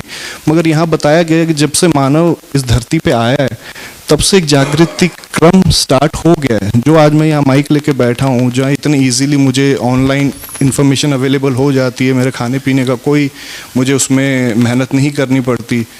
तो एक पूरे मानव जाति ने इतनी जो मेहनत करी है वो मुझे आज बहुत इजीली अवेलेबल है और मैं आज ज्ञान को सुन पा रहा हूँ। तो क्योंकि मुझे वो मेहनत नहीं करनी पड़ रही है जो पहले, चाहे मेरे पिताजी हों, चाहे आप लोग हों, चाहे मेरे दादाजी हों, चाहे चारों अवस्था ने जो श्रम किया है, उनके कारण मैं यहाँ कहीं ना कहीं मुझे ऐसे लगने लग गया कि हाँ, उनका रोल है, मेरे अकेले का कार्यक्रम नहीं है। ये क्रेडिट लेने वाला, जैसे बाबा जी खुद कहते, ये आखिरी हथौड़ा मैंने मारा। जब इतना बड़ा व्यक्ति कुछ ऐसी बात कर रहा है कि क्रेडिट नहीं लेना चाह रहा, कि परंपरा में सब कुछ अच्छा ही हुआ है, बस कंप्लीट नहीं था, परंपरा नहीं बनी, कुछ मिसिंग था, तो मिसिंग हो सकता है इस प्रताप से कंप्लीट हो। तो मुझे धीरे धीरे इस चीज़ पे विश्वास हो रहा है, क्योंकि मुझे भी रिज़ल्ट मिल रहे हैं थोड़े थोड़े, और बहुत सारी चीज़ें गलत कर रहे हैं, मगर ज्ञान की रोशनी भी एक समझ में आई कि ज्ञान की रोशनी किस चीज़ को कह रहे हैं। जब मैं कुछ गलत इतने सालों से कर रहा था, और अब जब मैं इन सब चीज़ों को सुन रहा हूँ तो वो भी दिमाग में जा रहा है, तो उस ज्ञान की रोशनी जो अंदर गई है, उसकी रोशनी में मैं अपनी गलतियों को देख भी पा रहा हूँ, रियलाइज़ भी कर पा रहा हूँ, और दूसरे के सामने माफ़ी भी मांग पा रहा हूँ। उससे मैं भी हल्का हो रहा हूँ, सामने वाला भी हो रहा है। तो ये बहुत बड़ी मतलब एक लग रहा है मुझे, इस दर्शन से मुझे मिली है कि मुझे अब शर्म नहीं है कि मेरी इज्जत का क्या होगा, मैं माफ़ी मांग लूँगा तो नहीं।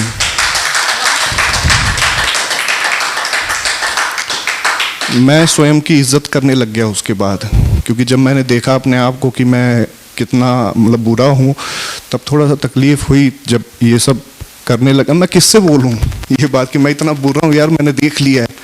मैं संस्था में किसको पूछूं, मैं कहीं मेरे को मना ही ना कर दे कि मत आना भाई, तो मैं किसको बोलूँ, बाहर बोल नहीं सकता। हाँ, ज्ञान की रोशनी मेरे पहली बार पकड़ में आया है। नहीं, तो विश्वास मेरा बढ़ रहा है, और धीरे धीरे बहुत सारी चीज़ों को माने हुए हैं, उसको चेक करके आगे बढ़ना है। और मैं यहाँ पे सभी जितने भी लोग हैं, अंकल जी, आंटी जी, भैया, पूरे परिवार, बाबा जी का, इस संस्था का, इतनी योजना बना के कि जैसे बाहर के व्यक्ति को लगता ही नहीं कि हम कहीं अनजान जगह आए हैं, ज्ञान लेने आए हैं। वो इतना ऐसा वातावरण बनाए हैं कि आप निश्चिंत होकर ज्ञान लीजिए, पूरा फोकस है कि वो ज्ञान ले पाए। मतलब मुझे ऐसा दिख रहा है कि इतना काम हुआ है और इतने रिलैक्स महसूस करा देते कि आप किसी और चीज़ की चिंता मत करिए, जो चिंतन करना है वो ज्ञान के प्रति कीजिए। उसके पीछे इतना काम हुआ है, समझ में नहीं आ रहा, मगर ऐसे लगने लग गया कि भैया बहुत ज़बरदस्त योजना चल रही है। और मुझे इतने लोग जब दिखते हैं यहाँ पे जीते हुए, बोले ठीक है, एक आकलन करता है आदमी, कभी अधिमूल्यन करता है, कभी ज़्यादा कम करने लग जाता है। तो मुझे भी देख के एक प्रेरणा मिलती है आप लोगों से कि मैं भी धीरे धीरे भले मेरे परिवार के साथ एकदम हंस खेल के रह सकूं, अपने घर में बीवी बच्चों के साथ, माता पिता के साथ अपने मन की बातें कर सकूं। तो ऐसा मुझे लगता है कि अगर ऐसा हो जाएगा तो कितना मज़ा। जागृति ठीक है, बाद में देखेंगे।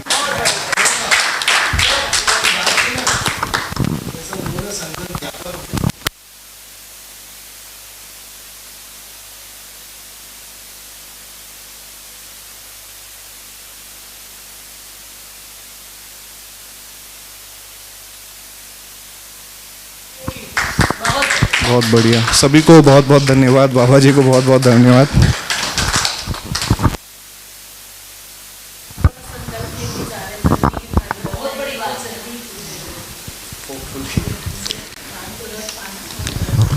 चोटी के पावन धारा को प्रणाम करते हुए, बाबा जी को, माता गुरु माता को प्रणाम करते हुए, और जितने इसमें लगे हुए हैं तन्मयता से, उनका भी प्रणाम करता हूँ। आप सभी को प्रणाम करता हूँ। और चंद्रशेखर भैया, संकेत भैया, मीनाक्षी दीदी को भी प्रणाम करता हूँ। तो पहले बार जब शिविर में आया तो बहुत ही भावुकता मैं भी हो गया था,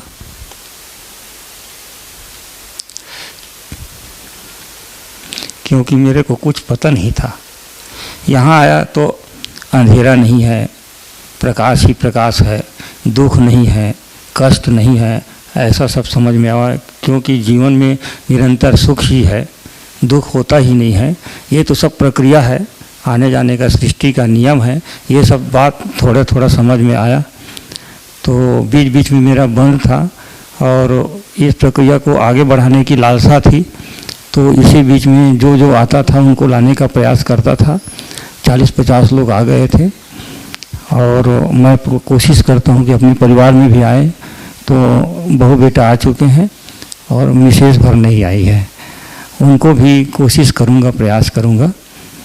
तो अब दुख नहीं होता है, इसके बारे में मनन किया तो वास्तविक में सब प्रकृति के नियम के आधार पर है, और इसको समझ जाते हैं तो वास्तविक में दुख नहीं होता, क्रोध नहीं होता, आवेश नहीं होता, ये सब समझ में आया। तो कोशिश कर रहा हूँ, क्रोध तो खैर अभी कभी कभी आ ही जाती है, लेकिन प्रयास कर रहा हूँ और प्रामाणिकता के रूप में तो नहीं हूँ। तो मैं अपने शब्दों को यदि लाइन के रूप में बोलूँगा तो आपका आज्ञा चाहूँगा। मुझे पता नहीं क्या नहीं पता है, मुझे पता नहीं क्या नहीं पता है, कल्पनाशीलता कर्म स्वतंत्रता में ज्ञान संपन्न तो है, पर व्यथा ही व्यथा है, पर व्यथा ही व्यथा है। मुझे पता नहीं क्या नहीं पता है, क्या गलत क्या सही, क्या गलत क्या सही को समझ नहीं पाया, क्या गलत क्या सही को समझ नहीं पाया। आदर्शवाद भौतिकवाद की खूंट बनाया, आदर्शवाद भौतिकवाद की खूंट बनाया। चाहत सम्मान पहचान में, चाहत सम्मान पहचान में फूलमाला से शरीरगत खुशी मनाया, फूलमाला से शरीरगत खुशी मनाया। मुझे प्रणाम करे तो ठीक और नहीं तो गलत ठहराया, मुझे प्रणाम करे तो ठीक है, नहीं करते तो गलत ठहराया। चाहत की चक्कर में बनाया ताना बाना, चाहत की चक्कर में बनाया ताना बाना। अपने अनुसार ही बनाया है स्केल पैमाना, अपने अनुसार ही बनाया मैंने स्केल पैमाना। मैं बेवकूफ़ तो नहीं हूँ, मैं बेवकूफ़ तो नहीं हूँ, पर सुनने में आता है बार बार, मैं बेवकूफ़ तो नहीं हूँ पर सुनने में आता है बार बार। स्वयं के साथ जो चाहा वैसा कर न सका व्यवहार, स्वयं के साथ जो चाहा वैसा कर न सका व्यवहार। जिंदगी की सफलता को समझ न पाया, जिंदगी की सफलता को समझ न पाया। स्वयं पारिवारिक सुख हेतु, स्वयं और पारिवारिक सुख हेतु स्किल भौतिक साधन जुटाया, स्किल और भौतिक साधन जुटाया। मान्यताओं की मूल में है, मान्यताओं की मूल में है भय प्रलोभन आस्था, मान्यताओं की मूल में है भय प्रलोभन आस्था। पर इसमें नहीं है वास्तविकता की पराकाष्ठा, इसमें नहीं है वास्तविकता की पराकाष्ठा। घंटे भर की आस्था, घंटे भर की आस्था स्वर्ग सुख की प्रलोभन में आया, स्वर्ग सुख की प्रलोभन में आया। प्राण भय मान भय में जिंदगी बिताया, प्राण भय धन मान भय में जिंदगी बिताया। घंटे भर की आस्था स्वर्ग सुख प्रलोभन में आया, प्राण भय धन भय मान भय में जिंदगी बिताया। मेरी अक्षमता के कारण, मेरी अक्षमता नासमझी के कारण बात बात में गुस्सा आया। माना जरूर है, माना जरूर है, जांच कर मैं नहीं जान पाया, जांच कर मैं नहीं जान पाया। स्वनिरीक्षण परीक्षण सर्वेक्षण नहीं कर पाया। मैं श्रेष्ठ हूँ, मैं श्रेष्ठ हूँ, इस भ्रम में उल्टा पुल्टा कर दिखाया, उल्टा पुल्टा कर दिखाया। ये तो शिविर के पहले की बात है। और शिविर के बाद अध्ययन बिंदु में अध्ययन की वस्तु मैं हूँ, अध्ययन बिंदु में अध्ययन की वस्तु मैं हूँ, समझ में आया। मैं ही पुस्तक मुझे ही पढ़ना, जिज्ञासु से पठन कर पाया, जिज्ञासु से पठन कर पाया। जड़ प्रकृति शरीर है, जिंदा रहता है आहार से, जड़ प्रकृति शरीर है, जिंदा रहता है आहार से। चैतन्य प्रकृति जीवन है 30 मूल्यों की भाव विचार से। चैतन्य प्रकृति जीवन है 30 मूल्यों के भाव विचार से। अस्तित्व में हर इकाई क्रियाशील है, अस्तित्व में हर इकाई क्रियाशील है। नष्ट नहीं होती हैं इकाइयाँ, रूपांतर परिवर्तनशील है, नष्ट नहीं होती है इकाइयाँ, रूपांतर परिवर्तनशील है। स्वस्फूर्त स्वयं में ही, स्वस्फूर्त स्वयं में ही व्यवस्था है प्रत्येक इकाई। बड़ी व्यवस्था में भागीदारी निभाता है भाई, बड़ी व्यवस्था में भागीदारी निभाता है भाई। नमक से नमकत्व, लोहा से लोहत्व, उपयोगिता है पहचान। नमक से नमकत्व, लोहा से लोहत्व, उपयोगिता है पहचान। निश्चित आचरण से बनूं, निश्चित आचरण से बनूं, इंसानियत से इंसान, इंसानियत से इंसान। व्यवस्थाओं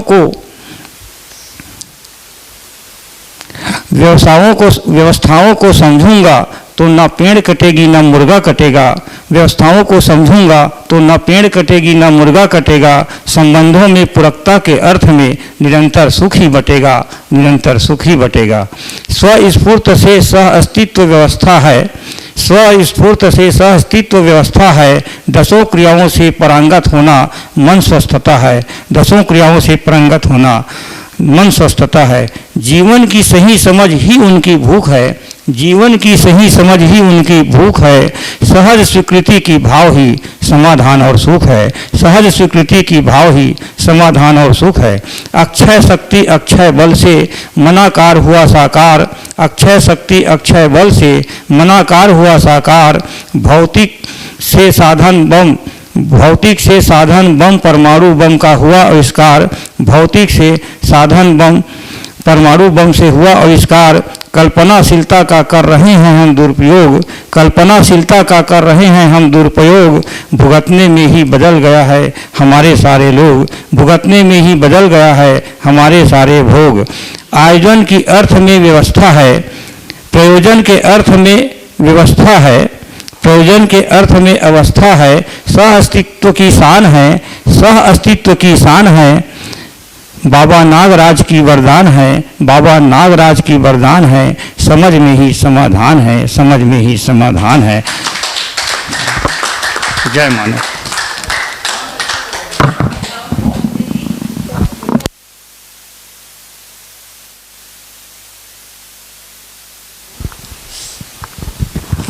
ज़्यादा बोलने को है नहीं, आप लोगों ने इतना कुछ बोल दिया, क्या बोला जाए।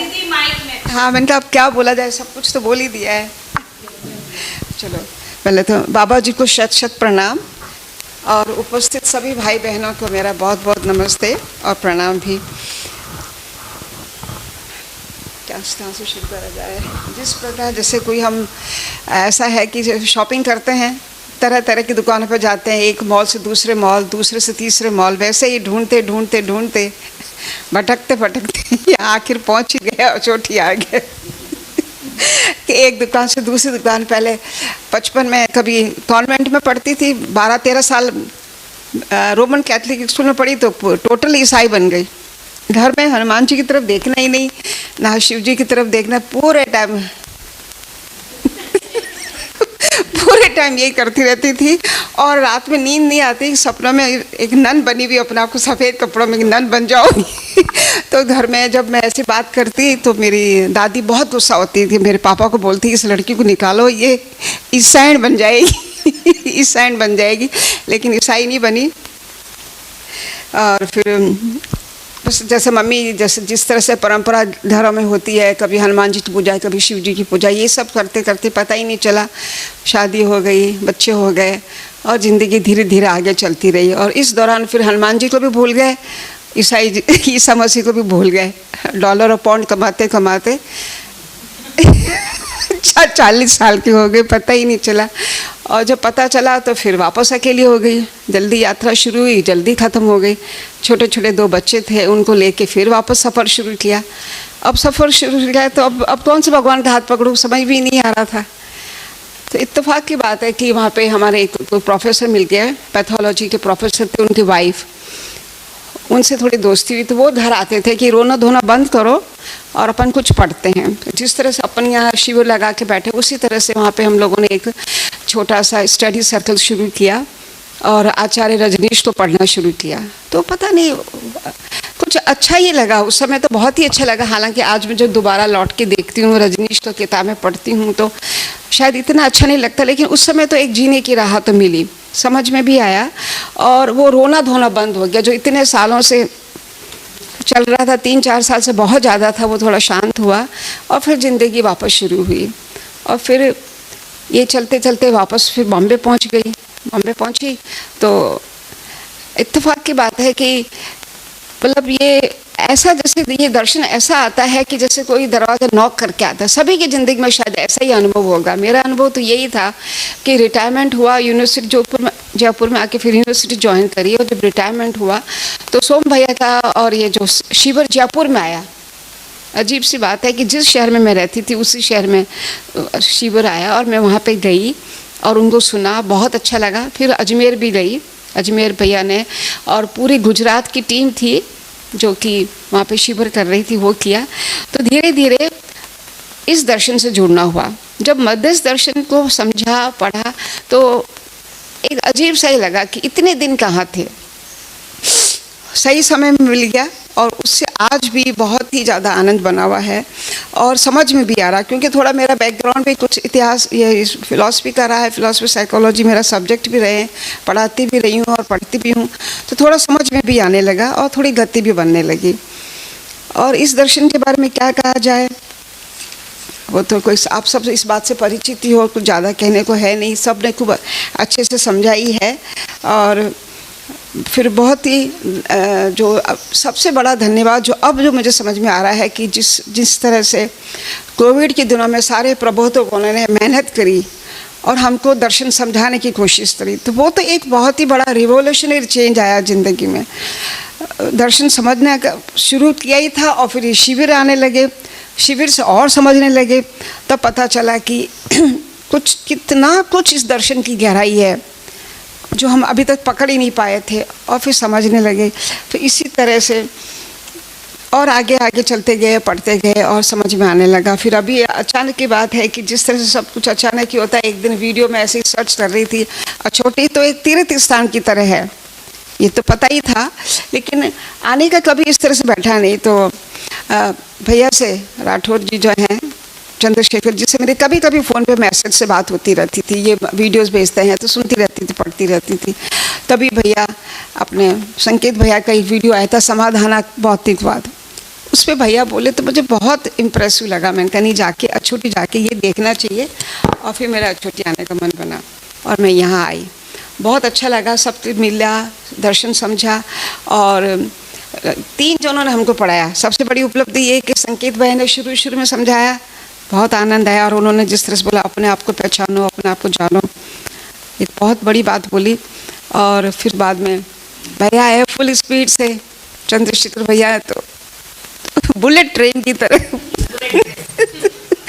बुलेट ट्रेन की तरह से इतना अच्छी तरह से समझाते गए, फटाफट फुल स्पीड से। थोड़ी मेरी स्पीड भी ऐसी है कि जल्दी समझना है, बहुत जल्दी है ज़िंदगी में। और फिर ऐसे प्रबोधक मिले जो कि जल्दी भगाए तो और भी अच्छा लगता है, क्योंकि पता नहीं अब ज़्यादा टाइम तो है नहीं, जी नहीं, तो ऐसा लगता है बहुत जल्दी जी लूँ और खूब सारा जी लूँ।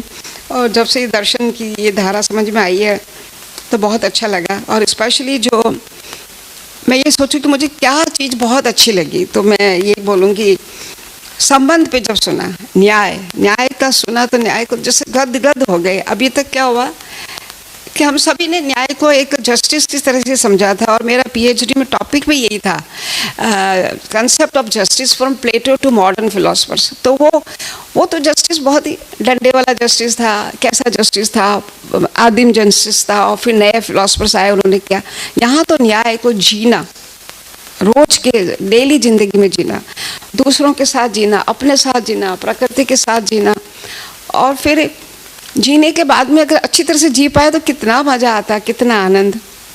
अब तक जो गलतियां करी, बहुत गलतियां तो हुई है ना जीने में, कई बार बच्चों के साथ भी गलतियां हुई, संबंध ठीक से नहीं बनाया, उनको डांटा, उनकी गलतियां निकाली।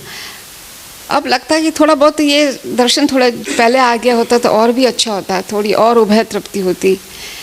और इस उभय तृप्ति ने तो अभी बहुत आनंद दिया, और अब तो ऐसा लगता है कि जो कुछ बच गया है वो और समझना है, और समझना है। एक जैसे तो प्यास सी जगी हुई है इस दर्शन को समझने की, और कर लेंगे, इतनी तो उम्मीद है, विश्वास है, स्वयं में विश्वास है, कर ही लेंगे।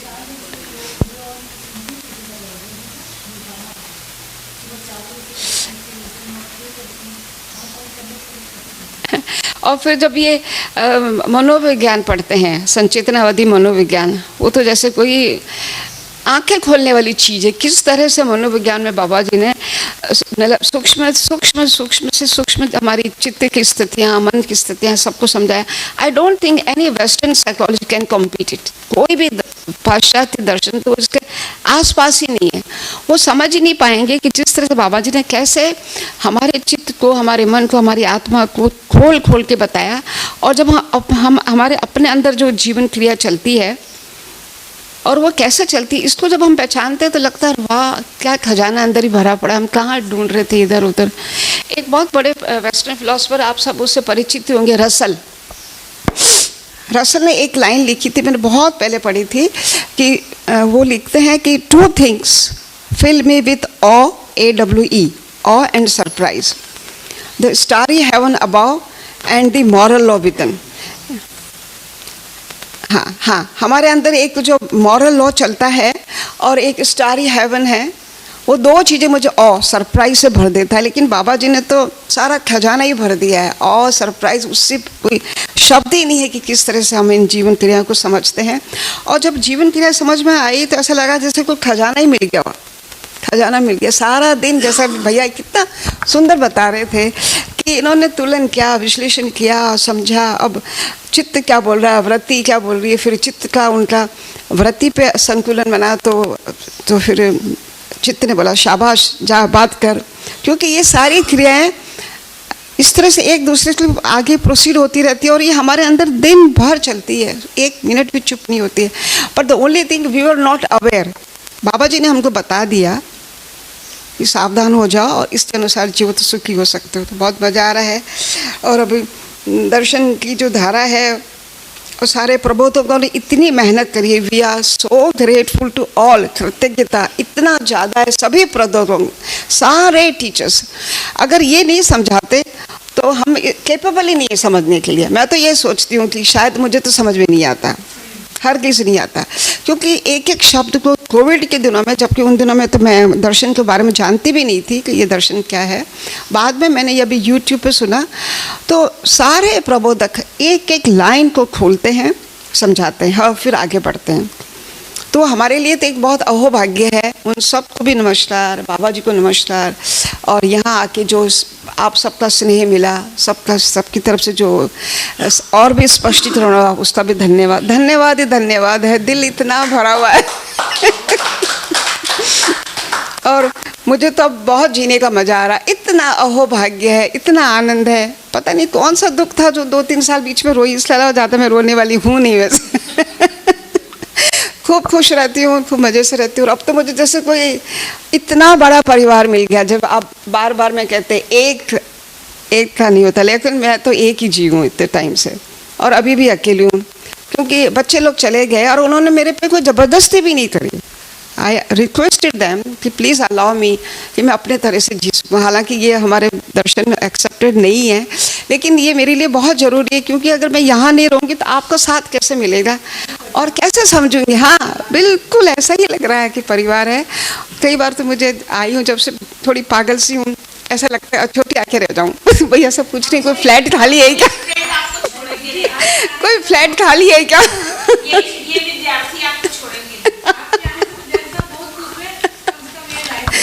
नहीं खाली होगा तो एक झोपड़ी बना लेंगे, इतनी सारी लकड़ियाँ तो है ही है और कोई कहने को बहुत कुछ कह दिया है और आप लोगों से मिलकर बहुत खुशी हुई। और ना तो कलम में इतनी ताकत है, ना जबान में और उससे ज़्यादा बोला जा सके। आप सबका बहुत बहुत धन्यवाद।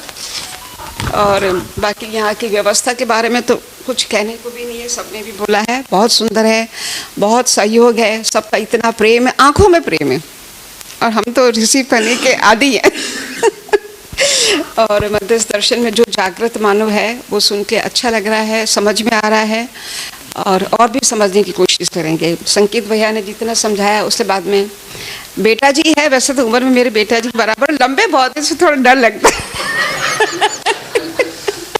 पास में आता तो डर लगता है, क्योंकि लंबा छोड़ा आदमी अपनी पर्सनैलिटी छाप छोड़ देता है। पर वैसे तो रिश्ते में तो बेटे बराबर हैं, पर गुरु हैं, गुरु बेटा है। गुरु जी को प्रणाम गुरु बेटा है। क्योंकि मैं ये बात कई बार मेरी मदर भी बोलती थी, मम्मी बहुत विदुषी महिला थी, वो ऐसे ही बोलती थी कि पता नहीं चलता कि हमारा सहपाठी पति हो, पत्नी हो, बच्चा हो, वो कौन सा रूप लेके आया है। वो कभी गुरु का रूप भी लेके आ जाता है, कभी कौन सा रूप लेके आ जाता है। वैसे यहाँ पर भी है, छोटे छोटे हैं, जैसे मीनाक्षी कितनी छोटी है, बच्ची सी मेरी, ऐसा लगता है कि शायद बेबी होगी, पर कितनी नॉलेज उस बच्चे में, कितनी पढ़ी लिखी और कितना हम लोगों को सबको इन चीज़ों से अवेयर भी करा के गई। अब अंजित भैया, डॉली दीदी, आप सबको प्रणाम। राठौर साहब के पूरा परिवार को प्रणाम, सबको बहुत बहुत प्रणाम, धन्यवाद।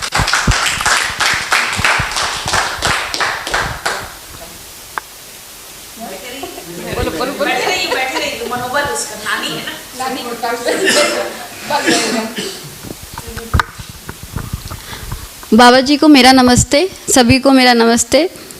बस एक चीज़ खलता है कि बाबा जी को काश देख लिए होते, बाबा जी से बात कर लिए होते, कुछ तर्क करते, ऐसे नहीं ऐसे होता है, कुछ भी बात होता तो वो समझ पाते कि वो क्या कहना चाह रहे हैं। और एक होता है ना कि अभी तक तो किसी जागृत मानव को देखे नहीं, तो बाबा जी को देखते तो पता चलता कि ये जागृत मानव है तो कुछ तो सीखने को मिलता है। ऐसे तो लगता है बस सुनने में आता है कि जागृत होंगे और इसका कुछ पता नहीं है कि कब जागृत होंगे। लेकिन बाबा जी तो जागृत थे ना, तो उन्हें तो देख पाते हैं हम। और रहा बात कि जीवन विद्या में जुड़ने का, तो मम्मी मेरे से पहले जुड़ी हुई है। तो जब हम परेशान होते थे या किसी से झगड़ा करके आते थे या कुछ बोल के आते थे, तो मम्मी जीवन विद्या वाला डायलॉग देती थी कि अपनी अक्षमता का प्रदर्शन क्रोध है, तो मेरा आर पार हो जाता था। अपनी अक्षमता कहाँ से, सामने वाला हमको बोल के चल गया और मेरी अक्षमता कहाँ से हो गया। उसके बाद मम्मी बोलती थी कि तुम्हारा रिमोट कंट्रोल दूसरे के हाथ में है, कोई एक दबाता है तो तुम हंसती है, दूसरा दबाता है तो रोने लगती है, तीसरा दबाता है तो चुप हो जाती है। ये सब बात मेरे आर पार, सारे बात मेरे आर पार हो जाता था। तो फिर मम्मी जुड़ने के लिए बहुत बार बोली, लेकिन मैं आती नहीं थी क्योंकि 7 दिन का शिविर है। मुझे लगता था 7 दिन जाके क्या करेंगे, ज्ञान बांट रहे होंगे, कोई इतने सारे धर्म का प्रचार करते हैं, इसमें से भी कोई धर्म का प्रचार कर रहे होंगे। तो फिर भी मैं आना ही नहीं चाहती थी। मैं बस से उतर गई थी, आधे रास्ता में मैं बस से उतर गई थी कि आप जाओ, मैं नहीं जाऊंगी। फिर भी ज़बरदस्ती कैसे भी खींच के, टांग खींच के मेरे को लेके आई।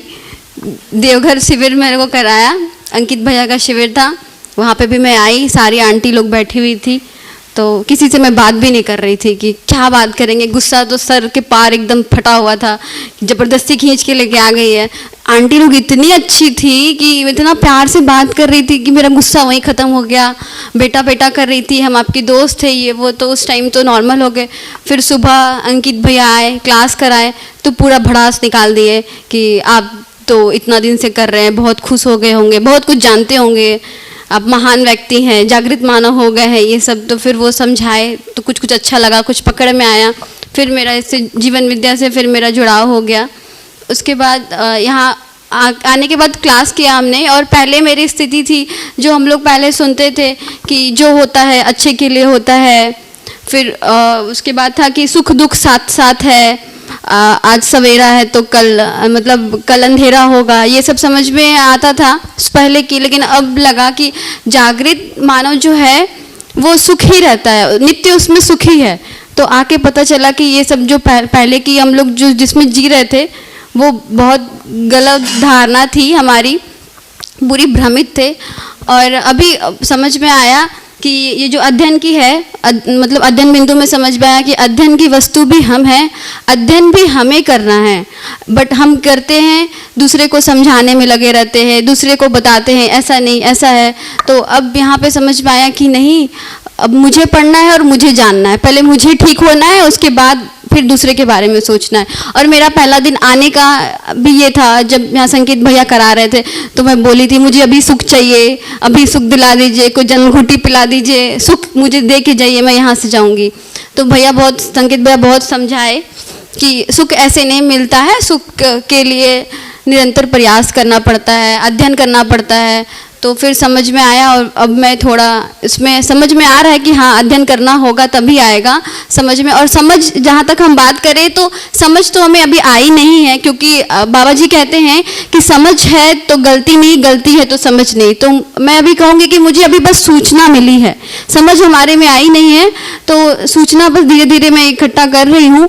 और अभी कुछ चेंज तो हो नहीं रहा है, क्योंकि मैं अभी भी जाती हूँ, ऊपर बहन रहती है तो डांट के आ जाती हूँ कि क्या कर रही है, सो रही है, गा रही है। तो अभी कुछ हुआ नहीं है, बस सूचना ही मिला है। तो बस अभी इसमें धीरता बना के रखे हैं कि बस पूरी सूचना हो जाए तब कुछ सुधार होगा। अभी खुद से उम्मीद भी नहीं किए हम कि हाँ अभी क्लास किए हैं तो मेरे में ये हो जाएगा, क्योंकि कुछ बदलाव दिख नहीं रहा है मुझे अपने आप में, बस सूचना ही इकट्ठा हो रहा है। और रहा बात की पहले की थी कि इंद्रियों से जो हम सुख पाना चाहते थे, खा के घूम के, तो लगता था कि हाँ कि उसी में सुख है। यहाँ के पता चला कि नहीं, वो तो क्षणिक सुख है। और भैया ने एग्जाम्पल दिया था, चंद्रशेखर भैया ने एग्जाम्पल दिया था वो मिठाई वाला, कि हम 5 मिठाई खाते हैं, फिर रुक जाते हैं, फिर खाते हैं, तो पता चला कि वो भोग, अति भोग, बहु भोग है, फिर वो अटूट में बनता है। तो वो समझ में आया कि हाँ हम तो यही कर रहे हैं, बट हम ये करने नहीं आए, ये हमारे शरीर की आवश्यकता है, जीवन से हमें कुछ मिल नहीं रहा है। और बहुत से वैज्ञानिक ने बहुत से आविष्कार किए जो रासायनिक और भौतिक के आधार पे था, हमारे जीवन के आधार पे तो हमें नहीं मिला। जीवन को तो सुख, शांति, संतोष, आनंद चाहिए। तो बस अभी इसी में हम लगे हुए हैं। और डॉली दीदी ने एक बात कहा था, बहुत अच्छा लगा कि वो बाबा जी कहते हैं कि ठसके से कमाना है, ठसके से खाना है और ठसके से श्रम भी करना है।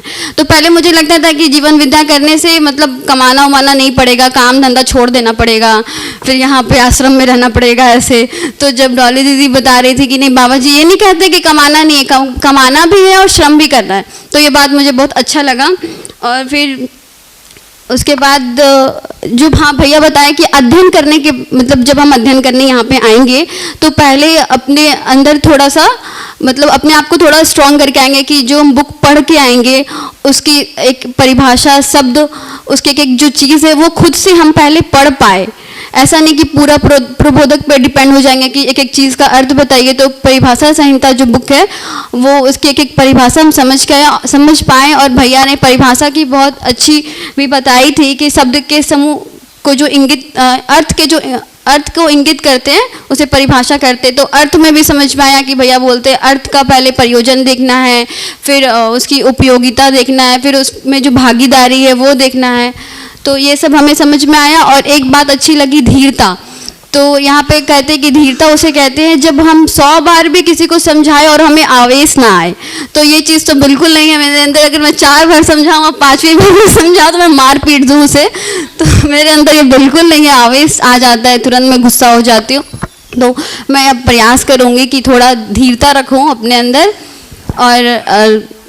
और क्या, हाँ, और रहा बात कि अपने अंदर सुधारने की, तो हाँ इसकी थोड़ी सी मैं कोशिश कर रही हूँ कि मैं अपने अंदर कुछ सुधार कर पाऊँ। और क्या था भूले।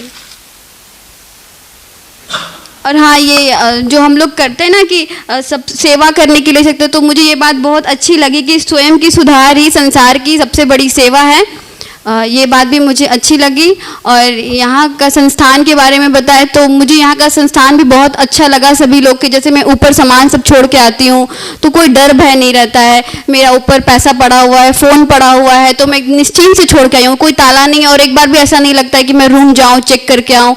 तो यहाँ की व्यवस्था भी बहुत अच्छी लग रही है। अगर ऐसी व्यवस्था पूरे समाज में हो जाए कि हम निडर से, भयपूर्वक, अभय से रह पाऊँ तो कितना अच्छा होगा। ये यहाँ का संस्थान का ये रूप देख के बहुत अच्छा लगा। तो जल्दी से ऐसा पूरा समाज, पूरा धरती ऐसा हो जाए तो बहुत अच्छा लगेगा। और व्यापक का बात एक मुझे बहुत अच्छा लगा एग्जाम्पल कि हम लोग व्यापक के अंदर में डूबे गिरे गिरे हैं। तो वो जब भैया बताए थे कि हम जैसे मिठाई के अंदर जो उसके ऊपर जो रस रहता है कटोरे में, तो अब हमको वैसा ही फील होता है कि हम जो मिठाई है और ये जो पूरा रस और जो कटोरा है वो पूरा व्यापक है। कभी भी सोचते तो लगता है कि वो वही चीज़ है और वो पूरा व्यापक है। तो व्यापक भी बहुत अच्छे से समझ में आया हमें। और क्या, और सभी को मेरा नमस्ते, चंद्रशेखर भैया को, डॉली दीदी को और आंटी को। आंटी से भी जब हम मिले थे पहला दिन तो वो भी 2 घंटा बैठ के बहुत समझाई थी कि, तो वैसे मेरा आदत है कि जो जीवन विद्या वाले जो जितने भी लोग हैं उससे मुझे बात करने में बहुत अच्छा लगता है, क्योंकि वो लोग जल्दी चिड़चिड़े नहीं होते, बहुत प्यार से समझाते हैं, बहुत प्यार से बात करते हैं। और मेरे साथ ऐसा है कि सामने वाला अगर चिड़चिड़ा होकर बात करता है तो मेरे अंदर पता नहीं क्या होता है, तुरंत आवेश आ जाता है और गुस्सा आ जाता है। लेकिन यहाँ के लोग इतने अच्छे हैं कि आवेश तो रहता भी है जो वो खत्म हो जाता है, बिल्कुल नहीं। बहुत अच्छा लगता है सभी से बात करने में। और क्या, धन्यवाद सभी को।